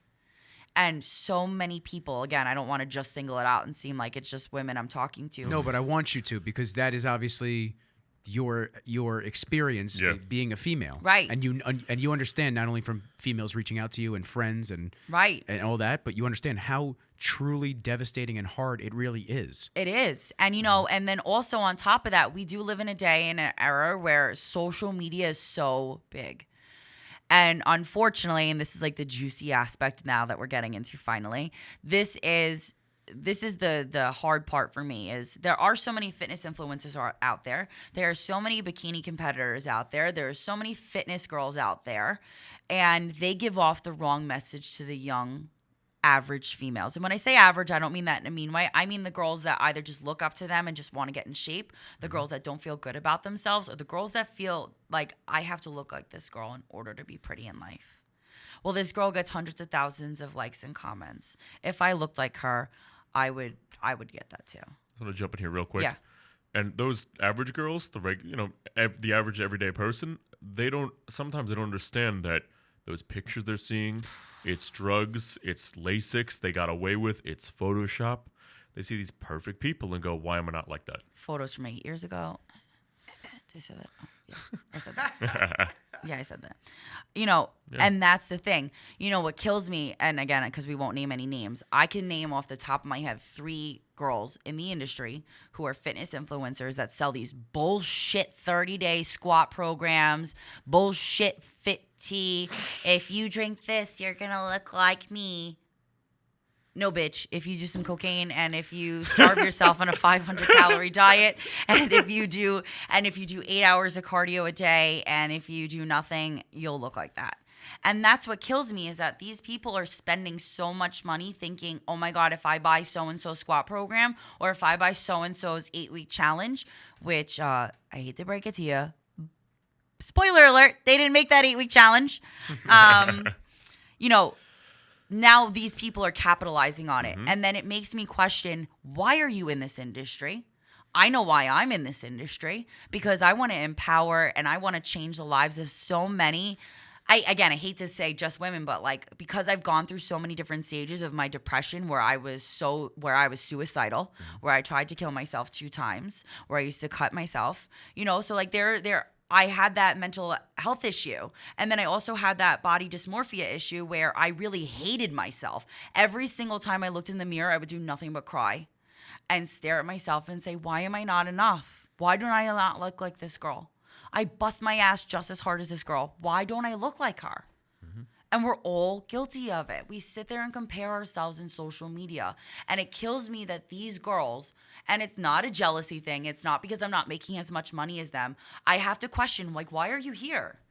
Because then when I meet these bitches in person, and I meet them all the time, they are such rude individuals. And it's like, you have people lined up at your booth who pay your bills, and you have the audacity to just, great. It's entitlement. It's a feeling of them being due something because they get so much quote unquote love. When their account started, it was 90% bots and just dudes that wanted to fuck them. That's all it was. Right. And that got them popular. Right. And they forget that they should be using their platform to actually do good and useful information. Right. Not just bullshit. Problem is, most of them aren't smart enough to put useful information out there. Right. They do squats with dogs on chairs and leg lifts with pots and pans and their holiday workouts and all this other stuff that they do. It drives me fucking nuts. Well, it's fun. If you look at it this way, it's all about people sharing stuff on Instagram. Right. If you do legs lifts with dogs and pot and pans, that's going to get way more shares than you explaining the perfect squat form and why Right. this works this, why this works this. You have the intelligent, but they had little smoke and mirrors, so, who's going to get shared? Right. Stupidity fucking follows stupidity. Right. It drives me fucking crazy because I slave Here we away go. on my videos for hours, countless hours, and I don't obviously regret any of that because I put out what I truly love. Right. However, some girl comes through, shows her ass for 5 seconds, and gets 100,000 views. I'm fighting for 500. It's just because I don't whore myself out Right. and play the game. Right. It's really exhausting. It is. Mm-hmm. And and then there comes in with this Photoshop thing. And man. Facetune. You know how many girls like over the Oh, years? you showed me that one girl's profile. Jesus Holy Christ! Look like shit. a I have a ghost. I have a good feeling I know what girl you're talking about. Well, there's multiple. Multiple. There's multiple. But I'm also Multiple. talking about girls that I've spoken to, like being interested in. Even over the last year to 2 years of just when I wasn't with my girlfriends and I would start dating again. Girls will send me snaps, right? And I will, because you swipe up, and I know I have an eye for it now. I don't want to sound corny, like, oh, I have an eye. I can see that there is something that is smoothing this photo out because I can tell. Right. And when you swipe up, it says on Snapchat, smooth face app, smooth face filter, smooth face filter. I didn't even know you could do that. So I sure they message don't know. every time they send me those shits. Doesn't matter who. I message them back. Resend without the filter. You look like a fucking ghost.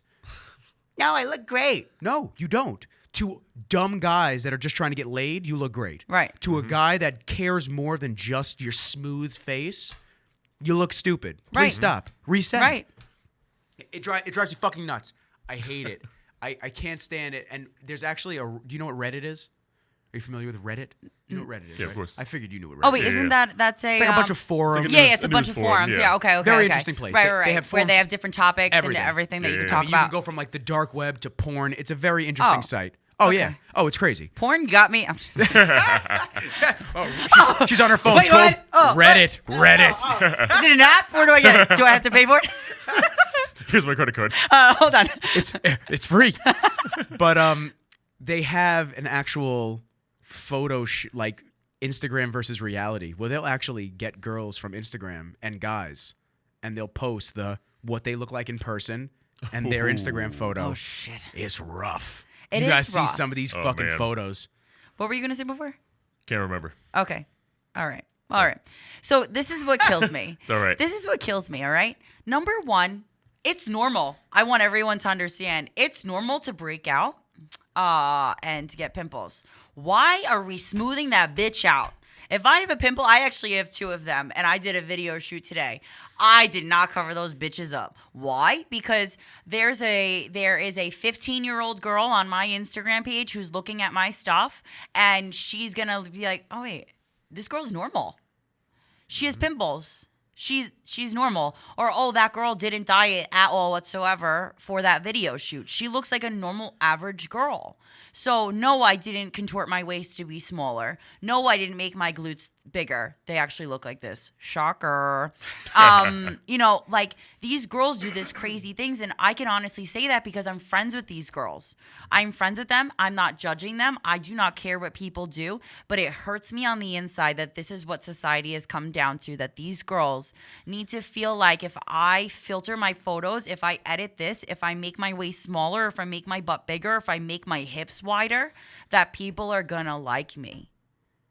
And that is the saddest thing to me. And this is where, like, I'm trying so hard. I just want everyone to know, for the record, I do not want to be famous. Like, I don't want to walk around and be like a famous celebrity that someone knows. What I want to be known for is I want people to say, because of you and like your stories or just you being you, you changed my life. Or a fun fact that most people don't know about me is I'm actually a published writer also. So, I also want people to remember me for my words. Like, I want people to literally hear what I'm writing and to hear what I'm saying when I tell them, like, you do not need all this shit. And if you sadly feel like you need to validate, and if you need to filter your face, if you need to make your waist smaller, if you need to, the magical thing about the being a bodybuilder or being someone that goes to the gym is you can create any body that you want to live in. You absolutely can. You do not need the surgeries. You do not need any of this shit that you think as a female to be liked by men or to get a couple likes on Instagram or to get people to like you or to follow you. It's all bullshit. It really is. And it does. And it hurts me because I see these girls do it all the time. Well, what I want to say is I'm always the kind of guy that when I date a girl, I'll usually tell them, why don't you I don't have girlfriends that really go crazy with makeup. But I tell them, like, you don't need the makeup. Like, we could just go out like that right now. Like, you look beautiful. Yeah. Like, I don't know. I don't understand why. No. I'm like, nah, just fucking relax. Right. Like, you don't have to do that shit. Oh, I have a pimple. Who gives a shit? So do I. It's right here. Right. Like, And? when? Yeah, we're all fucking human. But because everybody thinks that they're on their quote unquote best behavior with social media and everyone posts their best photo, I mean, it's a really unhealthy way of ingesting constant content. It is. And when I had Anthony on Lombardo, he was the PT. We had him on. He was talking about sleep studies and stuff like that. One of the points that he made and he said was, we wake up, first thing we do is we grab our phone. And we scroll through Instagram. We're still in a state of sleep. And that state of sleep that we're still technically in until we're fully woken up absorbs everything that we're looking at. So we see people, we see things that maybe that we're not envious of, but we want to attain. So imagine a girl or a guy that already has mental issues with their own image. Right. And now they're looking at all the people and things that they want to aspire and look like, and it's just feeding those thoughts into their head sponge. right when they fucking wake up. Right. And they're still in that state that's absorbing more so. Right. And then what happens when you're not happy with yourself? You start comparing, and then now just imagine you're now triggering this, because I really do. I feel like not only is the sport, but I feel like life, the power of the mind is an amazing tool. And, you know, now think about it, like now that you're saying that, and think about it in the morning for a 19-year-old girl who's already feeling insecure. Maybe she's a little bit overweight. Maybe she's not. And she's sitting on Instagram going, I'm disgusting because I don't look like this model. Hate to break it to you, honey. That model don't even look like that. Yeah. Or she edited her photos. Or she elects for plastic surgery. Right. And now she looks just right. like all the other and girls. And she's not telling you. And that's what kills me. Listen, we all have our days. I have my days where I look bloated or I'm fat. I'm fat because I ate too many donuts that week. But I can honest to God tell you guys, I don't edit my photos. Like, and if you look at my photos, I do very stupid things. I'm very much an average person. I take videos of myself eating donuts with powdered sugar all down my face. No shit's given. I post very embarrassing things of me because I want to be relatable to people. I want people to be like, oh, I follow you because I think you're funny. I follow you because I think you're stupid. I follow you because I think you're annoying. I don't know what it is. But I want to be authentic to myself. And I struggled for so many years with not loving myself and not having good self-esteem. And, you know, again, I don't want to blame bodybuilding, but there's a sense of me that does, because I got in it for all the wrong reasons. And I never loved myself through any of those processes. I did nothing but freaking hate myself. And it's so sad because now, not even in a cocky or condescending way, I really do love myself now. I think I am the shit. I wake up and I'm like, I am a bad bitch. I'm singing in my car. No matter if I just had the shittiest day, I turn my day around. And whether I feel 110% about myself, I know that there are so many people out there that, like, I don't want to say rely on me, because I'm definitely not like the next thing, the greatest slice, the greatest thing next to sliced bread. I'm not. But like, I know just like the people that message me, or like people that I work with, or like clients or anything like that, like they reach out to me all the time and they're like, you're just so amazing because you stay true to you, no matter what it is that you look like that day, or no matter what it is, you're always spreading some sort of positive message. And that's really what I want to get across to girls, is just like, this day and age, you got to know who you are, and you got to find that. And you really need to empower yourself, because you cannot sit on social media and you cannot compare yourself to these bozos. Yes, I said it. These girls are bozos. I agree. They really are. And they're in it for all the wrong reasons, and it breaks my heart for someone like me, because I'm not. But what's crazy to me is all the aimless individuals that follow these fake people. If they just use some intellect and they just use their thought like the processes, and they just realize that this person is just throwing the same shit every single day. The amount of guys that I see liking and following random famous girls. Like one of them, I'll call him out. It's my little bro. I've known him forever. I've took care of him in high school. That's my little man right there. He follows all these famous chicks, and we're talking, we're FaceTiming. He's in California too, and we're FaceTiming. And I literally said to him, I said, he keeps sending me these girls, and I said, why do you send me these girls? You know they fucking annoy me. I said, why do you follow them? He's like, oh, I follow them all. I said, you know what? I guarantee you've liked more of their shit than you've supported my stuff in the last week. Not even joking. Hour later, he liked every photo that he hasn't liked, and it must have been like, and I wasn't digging for likes. Right. My point is, you're supporting these random fucking people that don't matter, but you're neglecting the person that does matter. That is family technically, and this, and once again, I want to make this very clear. He wasn't doing it intentionally, right? But it's just like, really, this girl with her tits hanging out for like the 5th time in one day. Who cares? Right. Like it's so, and we become so numb to it. Right. And I don't want to get on like a sex topic. Right. Or we could. I really don't fucking care. But hey, well, nice and juicy. Where's my tea at? I don't want to get on a sex topic, but this has really made things so normal. Sex was like such an exciting thing to see a girl in lingerie. Right. To see a girl for the first time. And it's just, you're so desensitized by it. Right. Like, scrolling through my timeline. Not mine, but scrolling through the timeline. There's an ass. There's a pair of breasts. There. Okay. Same shit over and over and over again. And it really starts to make you change your thought pattern. Absolutely. Where something that was so special becomes a fucking run. You know? Literally. And it's so easy now. You could even download just an app. You can download Tinder. Which one? I gotta get my phone. Are you on Tinder? I could have. I'm not. I'm back on Hinge and Bumble. Okay. And I don't even go on it. I'm on it, and then that dude was using my photos to catfish everybody. This random person. Huh? How was he? I don't know. I gotta message him. Oh. I don't know who it is. Since 2015, I had some dude or girl. Should I message him? I wonder what it looks like in person. See if you can match. It's my photos. I mean, I've never even had one of those apps before. They suck. But to my understanding, isn't Tinder just like it's known we're meeting up and having sex and like basically that's it. Basically, and you know what? I don't use any of those apps for that. And I'm not trying to sound holier than thou. Right. It's just not my style. I'm not the kind of guy to just go smash and leave. Like, it's not me. I like a connection. I like to hang out with somebody. I'm old school. I like to get to know somebody. Right. I don't know. It's just and I'm not going to say that social media is the root of all evil, but I think giving everybody a platform that doesn't need a platform, that's what's really caused a lot of stray insanity. Right. Were you gonna say something? Yeah, you take it back to the what Nick was saying about his buddy, not liking his pictures. That fucker. A piece of shit. Asshole! We're calling you out. You suck! I'm gonna send him this clip. That'll be the clickbait, not the clickbait. The thumbnail. All of us screaming at the microphones. Yeah. The sound bite. That's what I'm saying. The sound bite we put up. Oh yeah. All of us screaming at your buddy. Asshole!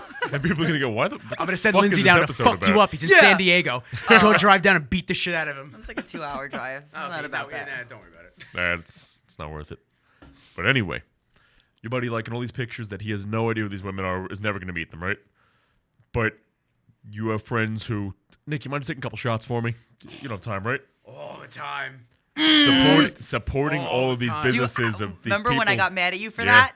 Remember when I had to have this conversation with you? I'm like, you need to know who your friends are and who are using you now. Mm-hmm. Yep. Proceed.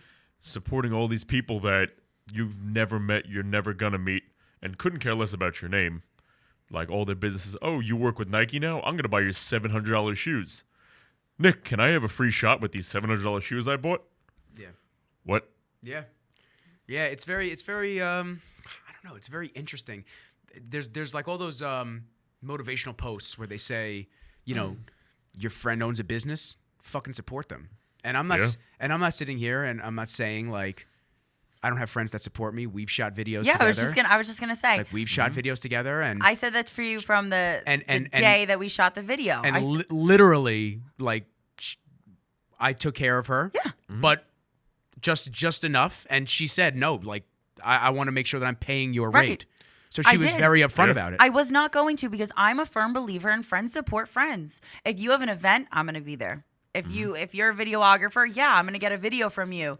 And I was so grateful that he helped me, but I didn't want him to like, okay, Linz, just don't worry about it. I'll do the whole entire video, because you're now, I don't want to say wasting. Technically, you're wasting your time doing that, because you're getting nothing out of that. You're not even getting paid for that. And that's not fair to you, because I went to 1 semester of photography school. I know. I will start doing videos.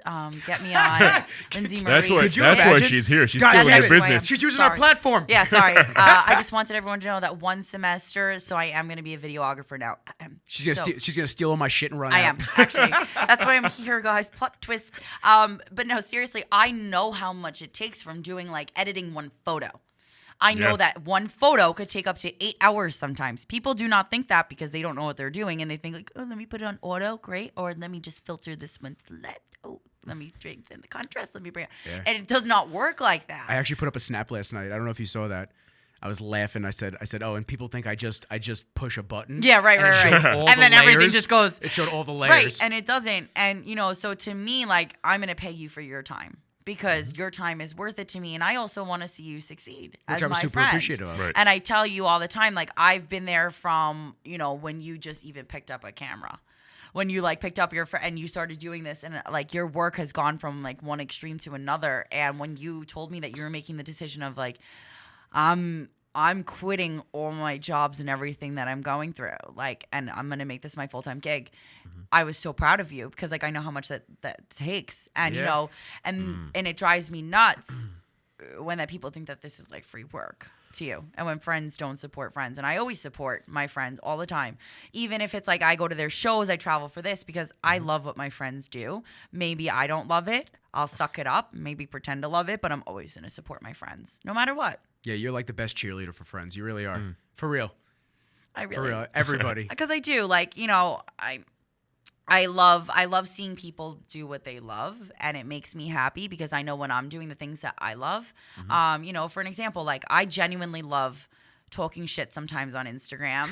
I really do. Like, I love my Coffee with Linz episodes, where I'm going on these like day-to-day topics of rants of like real life things that actually happen, because I love putting messages out there in my own way and staying authentic to myself, because I genuinely love the feedback that I get. And I go on topics of like certain things that like a lot of women relate to. And this resorts right back to, I'm in this industry for a reason. I really do want to change the lives of so many people, and I love doing that. And if it's me being a fool, or if it's me being a little blunt individual and saying it how it is, fuck Whatever. it. Like, if they can't take it, then don't follow me and don't listen to the message. Unfollow and leave, because your comments do not do anything for me. For real. And what people don't understand about me too is, and what another thing that I want people to gain from this and to empower themselves is, you accept the small criticism from the smallest mind of people. Do you think I actually give a shit about Bobby Joe 2647, who has a icon emoji as his profile picture, commenting, "You look like a dude, you're disgusting"? Hold on. Oh, that's right. I just tried to take your comment to the bank to pay off my car payment, and it didn't go through. It's unfortunate, right? Was that weird? Yeah. Is that supposed to happen? I swore it worked that way. So you do not matter. Your comments do not matter. I tell people like this all the time. If you are not putting food on my table, a roof over my head, contributing to my happiness, or gaining to my bank account, you don't matter to me. Facts. Your opinion doesn't matter to me. What you do, what other people do, I don't care. I really don't. And even like when I say all these things about what people are doing on the internet, I don't care what other people say. And like, this isn't me like being like, well, why do you care what people do? It's because of the grand scheme of things, because of what the message that you're putting out there. And listen, I'm not going to sit here and lie, because anyone can go to my Instagram page. Do I post pictures of me in my butt? I absolutely do. Do I post pictures of me, modeling and half naked? I absolutely do. But is every picture absolutely Photoshop? I don't. I really don't. I don't have, and you could even look at my phone, I do not have one single editing app. I don't, because I don't know how to use it. The only one I have is Square Ready, so that my videos look perfect, so you can see the whole thing. That's really it. You can actually edit the videos and do cropping. Well, we both know I don't know how to do that because what did I call you for yesterday? Yeah, she did. She called me. I was at Best Buy. She's like, "Hi, I can't figure out how to upload your video." Literally. Nick, start the meter. I have a question. No, but literally, I called him. So this just shows like that I really don't know what I'm doing because I called him because I didn't know how to click 3 dots and hit save video to upload it from Google to that. So do you think I really have time to sit there and blotch out my face, make myself tanner, whiten my teeth, make my waist smaller, or make my butt any bigger than what it is? It's a lot of work for likes and no money. For real. I'm not even getting paid to do this shit. I'm not even, and that's what I'm looking at. Yeah. You're a cashier at Stop and Shop, and you're doing all these things. And what are you getting from all that? I can't. Just a bunch of unwarranted and unneeded dick pics. Oh, those are the best on Instagram. I love getting those because I can't for the life of me. I want to make a public service announcement. Men out there listening, no girl likes dick pics. Don't do it. I find it weird. I've never sent one, and I think it's the oddest thing in the entire. Oh, stop it, John! I've seen you send. Yeah, John. I've seen him forward them on his phone during a podcast. Right. I just need you to edit them for me. Right. Nick, can you make me a little bigger? Well, I think I got the new iPhone, super wide. You got to make it look bigger. I just want it. No girl likes that. It's so I don't know why I weird. get them, but here's the thing. And I think I stopped getting them because I think people took the hint. Do you remember when I would screenshot what people would say and I would put it to my story? Yes, I do. I would screenshot dick pics and what people say to me I when never it's saw the dick inappropriate. pics. Yes, because they would get flagged from Instagram, so they would only stay up there for like 5 minutes, and then they would get flagged for nudity. Instagram's algorithm's like that's either a banana or it's a dick. Right. But take it down. Or we can't tell actually. It looks like a peanut, but Shit. Oh my god. so like it's not cool. So just like don't do it. I just want you So that to- doesn't automatically make you go, oh my No, god, because I actually there's am- my knight in shining armor. Well, no, because I'm disgusted. Because then I think of like, what pictures of mine did you use to get there? Ooh. That's a cruise. I never thought of that. Oh god. Or maybe he just walks around hard. Or it's just saved in his favorites from years ago. Oh god. He's always ready to go. Yeah, it's not cute. He keeps that's it on his definitely one of airdrop. those power of the social media. That's a no go. That's a no for me, dog. Oh, Randy, little American Idol. Let's go. So like the power of social media is just freaking. It's crazy now. It really is. I can't for the life of me because like I just don't get it. I don't get why people spend so much time. I take my photo and just upload it. The new thing. I don't know if you're noticing. You definitely notice it.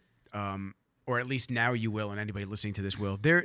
There are things in videos, in videography, that are called LUTs. They're called look-up tables, LUTs. And what those are is basically it's not like a filter, but it's almost like it's like a filter.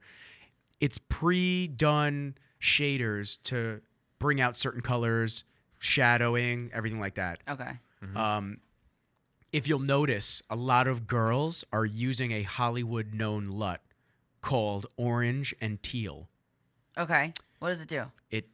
I'm going to show you after the show. Okay. I'm going to show you, and you're going to now see it everywhere. Everywhere. It's meant to bring blues out in the shadow. I think it's the shadows of the midtones that brings blues out. I don't even know. I don't use it because it's done so much in videography that I don't want to look like everybody else. Right. So I don't use it. But it's meant to bring skin tones out more. Okay. Make you look tanner, and for the girls at least, and bring almost like a blue hue to it to like keep the temperature cool. Right. You're going to see it everywhere now. That's crazy. I do want to ask you something. Can you edit videos? Me? Yeah. Like, no. I mean, like, jerk. I mean, like, if a female, never. like, if I have a video and if I know how to, if there's an Oh, app. you're saying to make somebody thinner. Like thinner or their butt bigger, because I do follow a page on Instagram and I love this page. I really do. I do not know who this girl is. She calls out anybody and everybody, whether you're an A-list celebrity, a fitness influencer. She will take your photo that you upload, and she will take a side-by-side of a photo that someone else sent her, whether it was your friend or whatever, and she'll put them up on there, and she'll be like, this is the photo that Kim Kardashian uploaded, and this is what she actually looks like because a photographer so-and-so actually sent this to me. Yeah. So I'll say this because that's definitely way outside my expertise right now. Did you see the last Avengers? Did you Was see that any a of the serious Avengers question? movie, the Marvel movies? Did you? No. Okay. Well, any of the Marvel movies, the recent ones, 90% of those movies are shot in front of green screens. So Interesting. it's all special effects. So if they can shoot an entire movie in front of a fucking green backdrop and make it look like they're fighting people on different planets, I'm pretty sure they have a way of making somebody look thinner in a video. You know, it reminds me of I saw a video of Devin Physique a while ago. Oh yeah. Have you met Now- this dude yet? He looks. I did. I met him one year at the Arnold for 0.5 seconds. I waited in line because Ooh. someone I was dating wanted to meet okay. him.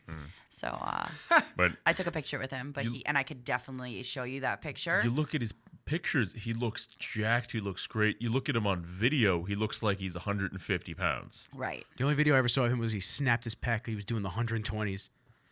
Tore his pec. You're not as just hear- strong as your Photoshop pictures, right? Yeah, right? You just heard. I was like, oh, God, good luck with that, man. I remember I saw a video of him doing it was a shoulder press. I see his arms and it was like stick and bone. I go, what the fuck? Hold on a second. I thought I just saw him on the cover of Shreds, and he looked like he was 240. What happened? The tell-all sign is look behind people. You have to look behind people, and you have to see warpings in the wall or in structures Interesting. behind. Now I'm going to look for that shit. And you'll see them. You will. I actually, I had a friend from that I knew growing up. Again, obviously, I won't mention his name. He worked for Shreds, and he is a graphic designer. And he would tell me that they would send all their photos to him first before they would upload anything to Instagram. He would have to edit them and Photoshop them, and then send it back so then they could upload them. I really hope they were paying him enough. Obviously not. If he's not there anymore. Well, Shreds is gone. I mean, Yeah. technically. Shreds is, where are they? Cricket. Okay. You know, so it is. And this, again, this resorts right back to like what we were saying, because so many people look up to these people and they think like this is what they actually look like. And this is what's so sad and this is what really defers people from working out. I mean, you know, because you're a trainer, you own a gym.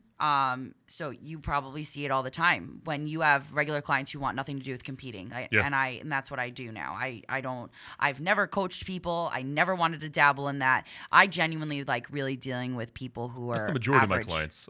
You know what? If I'm prepping somebody, it's an online client. Right. You know what I mean? I really don't do a lot of preps in person. I'll take somebody on, but I'll prefer to do it online. And in person, one-on-one, I'd rather help somebody who is going to get something from it long term. Right. You know what I mean? And I love being a part of people's story. Let me change your life. Right. Yeah. I really do love that. It's more gratifying. It does. Yeah. I love getting essays. I love when people cry and hug me and tell Yeah, me like it's great.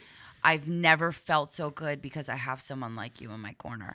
And when, you know, significantly overweight people or very insecure people, when they come to you and as a trainer, they get so deferred from the gym for all of those years because they think I will never look like the girl in the Victoria's Secret model.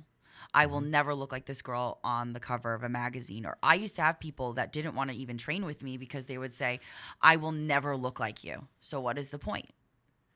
And like especially when I was much more muscular, like it was a very, to the average person, they look at me like, okay, that's great, but I don't ever want to look like that. Right. So people think like, because I look like this, that they're going to look like that. Or they get deferred like, well, I'm going to waste my time. Why am I going to do this? And it breaks my heart when I ask people like, why are you here?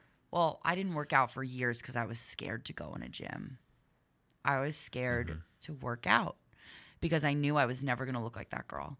Or I had one client years ago when I worked at Export Fitness. I will never forget this client. I used to get up and I used to start my session at 4 a.m. Now, mind you, that was Massapequa. I lived in West Islip. So that was a decent drive.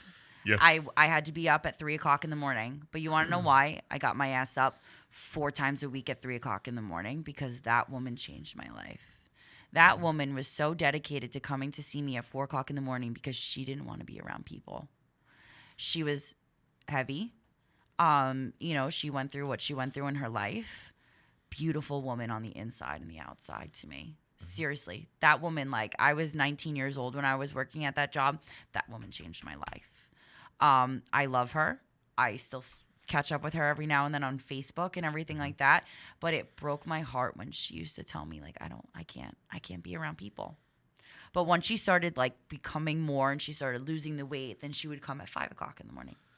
Then she would just start doing different things, or like she would do. That to me was the best part of my job. was knowing that like those little progressions, I was helping someone find themselves. And that is like, honest to God, like one of the best feelings. And that's still why to this day I do what I do. I'm not in it for the money. Money's a great thing. I do not make a ton of money. One day I will when my book comes out, hopefully. There you go. Still in the process. It's not exactly as easy as I thought. But anyway, like. Foreshadowing. So there you go. That's why I do what I do for those little moments like that. And it's so great. And that's why I really like try, like, like I'm really trying so hard with this whole back and better movement that I'm really going to put a lot of emphasis and focus in on for 2020. And the whole slogan and campaign of that is that you can go through anything that you've been through in life. No matter how small or insignificant it is to someone else, it's impacted you. No matter what it is that you've gone through, you could always come back and be better than what you were before. Yeah, don't downplay it. Know what it is, own it, and move forward. Absolutely. Like for me, I was really depressed. But you know what? When doctors would be like, oh yeah, like you're suffering from depression, or like when my therapist would be like, yeah, you're like suffering from, I thought about that terminology, suffering. And then I thought about how so many people, quote unquote, play the depression role when people use it so lightly, like, oh, I'm depressed. I'm suffering from depression. No, you're not suffering from anything. There are people out there who suffer from cancer. There are people out there who suffer from illnesses, real illnesses that'll kill them. You're not suffering from depression. You're going to get your own ass up when you're ready in time, and you're going to get yourself out of that rut. That's when you come back and you're going to be better than what you were. And then that's going to be the story that drives you, no matter what it is. It could be something stupid to me and grateful to you, whatever it is, vice versa. I don't know. Everyone has a story. And this is what I really took out of my bodybuilding career, was everyone's got a story. And this is what I wanted to use. I never wanted to, again, I don't want to ever blame the sport. I want to take my lessons and I want to apply them to other people I don't know. That's where I want to, quote unquote, again, I don't want to be famous, but I want to empower people to say like, oh, wow, she went through all that shit and she got herself out. And now 2 years later, if you would have asked me 2 years ago that I would have picked up my whole entire life and moved to Los Angeles, or that I would be doing all the things that I'm doing now, I would have said, hell no. Or even more so that you would have defeated depression. Right. And, I would have never thought. And there's nothing to say that that as a normal human being, you don't get depressed time to time. Right. And everybody has those feelings. Right. I have them. John, I'm sure, has Everybody. them. Of course. We all go through shit. And we all go through peaks and valleys. Right. And the really low points make us really appreciate and love and understand even more how important the high points are. Right. But just being able to know that you got yourself out of a trench. Right. A mental and physical trench. Right. And you've elevated to the next level is seriously some empowering shit. Right. And it's crazy. But like, cause like, I know like you and I, like we've known each other like through passing and stuff like that. But like, you know me, like you're like a brother to me, Nick. So it's like, you've seen me at my worst. You've seen me at my lowest of low when I've literally called you crying hysterical. And I'm like, it's just not my day. And then there will be days where it's like, holy shit, who is this Lindsey? Or like even now, you've even said to me, like, I'm proud of you. Like, I can't believe like you're doing like all the things that you've always wanted to do. Well, I was going to say again, not to like derail, not technically derail, but to have like a side peek. Super proud of everything that you're doing. Empowering yourself, other women, other people. Men too. Right. Yes, men. Yeah. Being real and transparent. That's how I always am, and it's nice to see when other people act that way because you don't have to throw a fucking front and a guard up. Just be your fucking self, and people will like you. And if they don't like you, then fuck you. Right. And, Exactly. and the door is that way, and go enjoy watching all the fake people. That's not why you do it. Right. But seriously, this is the best I've ever seen you And I mentally. appreciate that. And then you also mentioned before, and I was going to bring this up, but I didn't want to stop what you were in the middle of saying. But you said, I'm a little heavier than I've been in the past, but I'm happy. You're also healthy. Right. That's the number one. That's all that matters. That's it. I mean, does it get more better? Does it get better than that? To be able to enjoy having a drink or two, to be able to enjoy going out, eating food with a significant other or somebody else, anything. Doesn't matter. That was always the hardest part for me, was that I can't go have a drink with a girl just because I'm dieting, or I can't do this, I can't do that. And now, even for me, I mean, I say a lot on the show. I was 230 in May, super unhappy. Yeah, I remember that. Just ended my relationship with my last girlfriend in July. Right, I remember because that's when I first. Then Cookie passed, and like there was a lot of shit going on. And I just said, you know what?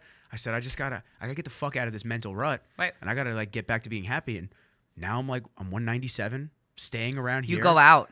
I go out. What did I say to you the other day? Oh, I me literally, dancing? he was dancing and I go, Oh yeah. who is this Rizzles and what have you done with my brother? Because I'm the real- kind of concerned, but I'm like actually really happy watching this Yeah. video. And he was like, oh, thanks. And I'm like, no. Like, I just rewatched this like 5 times I'm because I dancing. can't even like, I'm think, what? Who is That this? was the Rizzles the whole time, but he was always too serious to allow that side to continually come out. Yeah. Right. And that's where I was. That's where I was 6 months ago, and that's where I was a year ago. Listen, I know I'm a lot to handle. I have a very big energy. I have a very big personality. I'm a lot to handle. A lot of people find that either intimidating. A lot of people don't like me.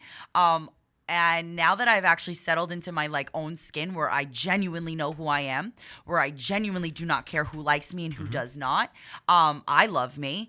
I know a lot of people love me. I know there's a lot of people that hate me, but I'm a fun time. Like, I'm a good person. Like, I love to dance around like a moron. I love to eat donuts. I love to lift weights. Like, I love who I've become, and because I'm not that broken and insecure girl that I was a year ago, 2 years ago, 3 years ago.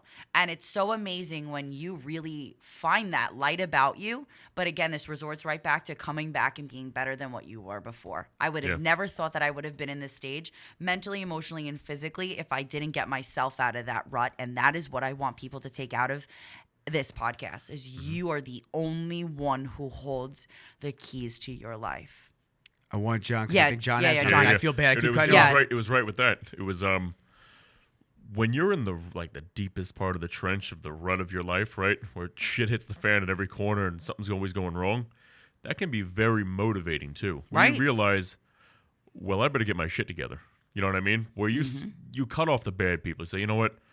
I'm spending so much time on Instagram. I'm jerking around. I'm sleeping until 11. I'm not doing anything. My work's doing nothing.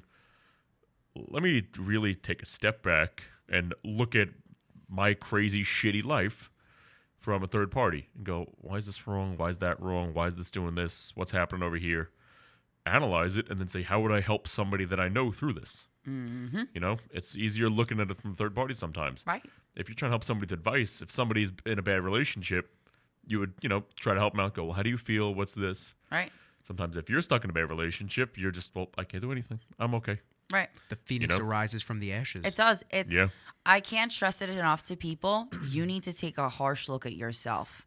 Stop blaming other people for your misery and why you're unhappy with your life or like whatever it is going on, and start being blunt and realistic with yourself.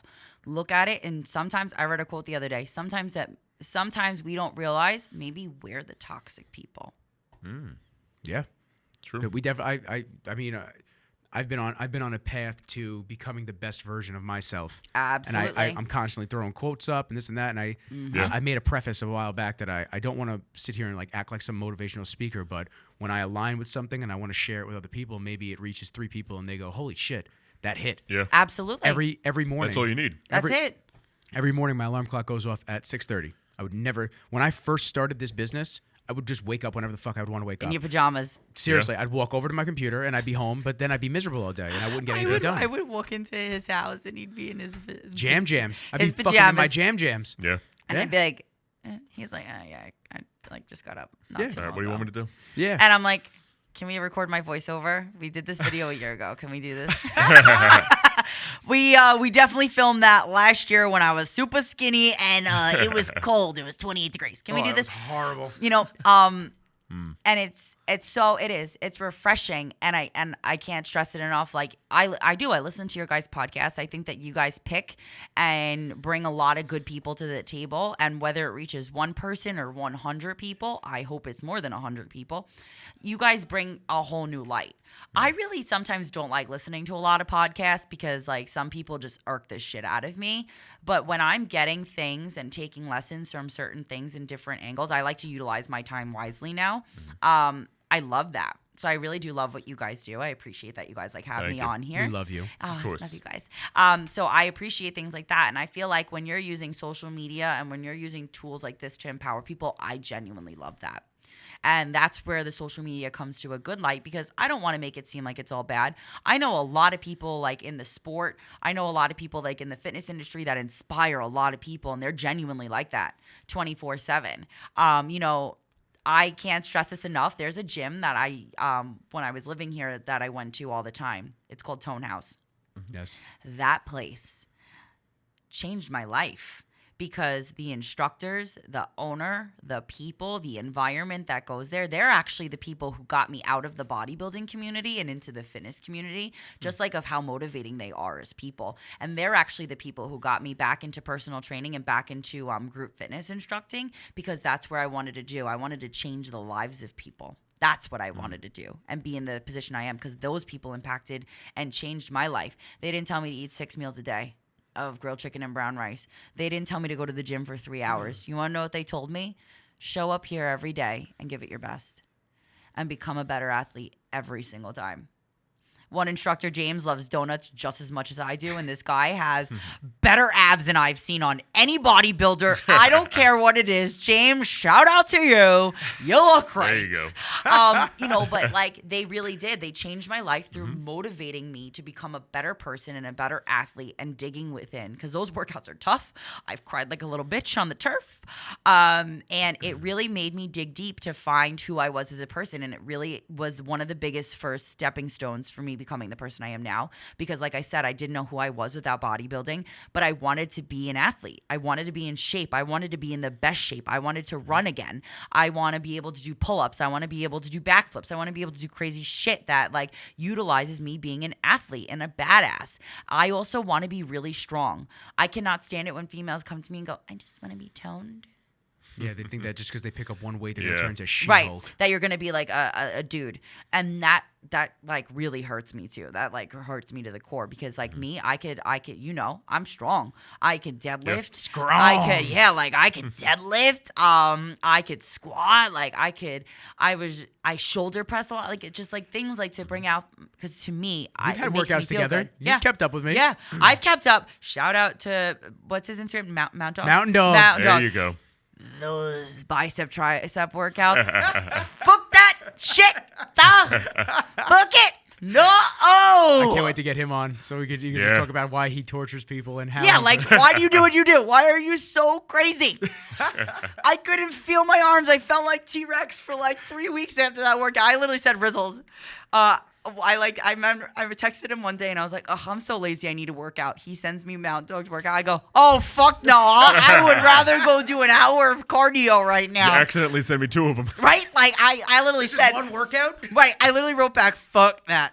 This is a 10-page PDF. What is that? Not happening. So, Wait, so he wrote a program just for you? It Right. had your name on it there? No. I try to bring awareness to how crazy he is. his workouts are, but Yeah. his workouts are so methodically put together So. that it's hammering. His quote that he said, especially when I was filming him this last summer, his saying is hammering the muscle without hammering the joint. Yeah. Oh, I love that. Dorian was teaching me the exact same thing. Yeah. It was thrash the muscle as much as you can before your joints have a time to really get into it. So before I would go into like a heavy leg press, a heavy hack squat with him, it was let's pre-exhaust the legs with heavy quad extensions. So really thrash them and get that muscle fatigue in prior to really having to load the weights on the workout that can hurt you. 10 plates on a leg press is a lot safer than 15 of them. Yeah. Right? And just I'll never forget Arash. I've been telling him for a long time to work, to like do some stuff with Meadows. And it's not that he ever said no. He never said no. He was just like all the bodybuilders, very set in his ways and what he thinks works for him and what he knows works for him. So that's cool. So when Meadows was in town this summer, Arash, Meadows, and Casey hit legs. I've never seen Arash in so much pain. Meadows, you have to see the video on YouTube that I filmed. It was fucking insane. Oh, now I'm gonna go home and watch it. You have to watch it, and it's Meadows having Arash on the pendulum squat, and he does like 20 reps, and then they take the plates off, and he goes, all right, 15 more, and he does more, 10 more. He keeps going. He's like, all right, 2 more, and you're done. Does 2, he goes, another one. He goes, and you just see Arash just like slowly just losing it. I was like, I'm in pain watching it. I'm just filming. And I love training like that. Actually, Oh, I'm so like much so sick. much more fun. So much It fun. is, and that's Yeah. how I train now. Is I go for reps. but I do heavy weight with those reps, and like I'll bang out 50 reps. And when people look at my leg workouts, they're like, "What the fuck is wrong with you?" I have to give you one of his leg workouts because I will take one of those. Because Adonis and I have been training every morning. I'm so grateful to have a training partner because not many people stick through the programs with me. Yeah. Because they get very hard or they Little Adonis. No, it's Addis. Oh, okay. Adonis. Totally Okay. honest. Okay. Yeah, I don't know who taller I'm Adonis. talking about. Loser. Sorry. It's okay. You'll figure it out. You're LA girl now. Now you don't know anybody back from here. But we've been doing the Taskmaster program, and holy shit, I don't even like the name of that. Well, he does all superhero names.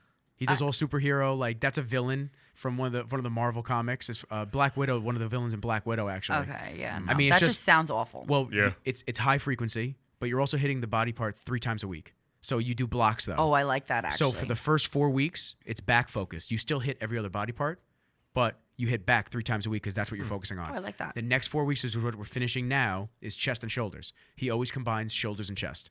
So we do that. Interesting. So it's once again all the body Does parts. he do chest on Mondays? No. Okay. No. Well, actually, with the chest program, yeah, because you're hitting it like 3 times a week. So, It's International Chest Day. But so then- it's That's the worst way to do chest. then the next block is legs, for 3 times How a week. much do you love that?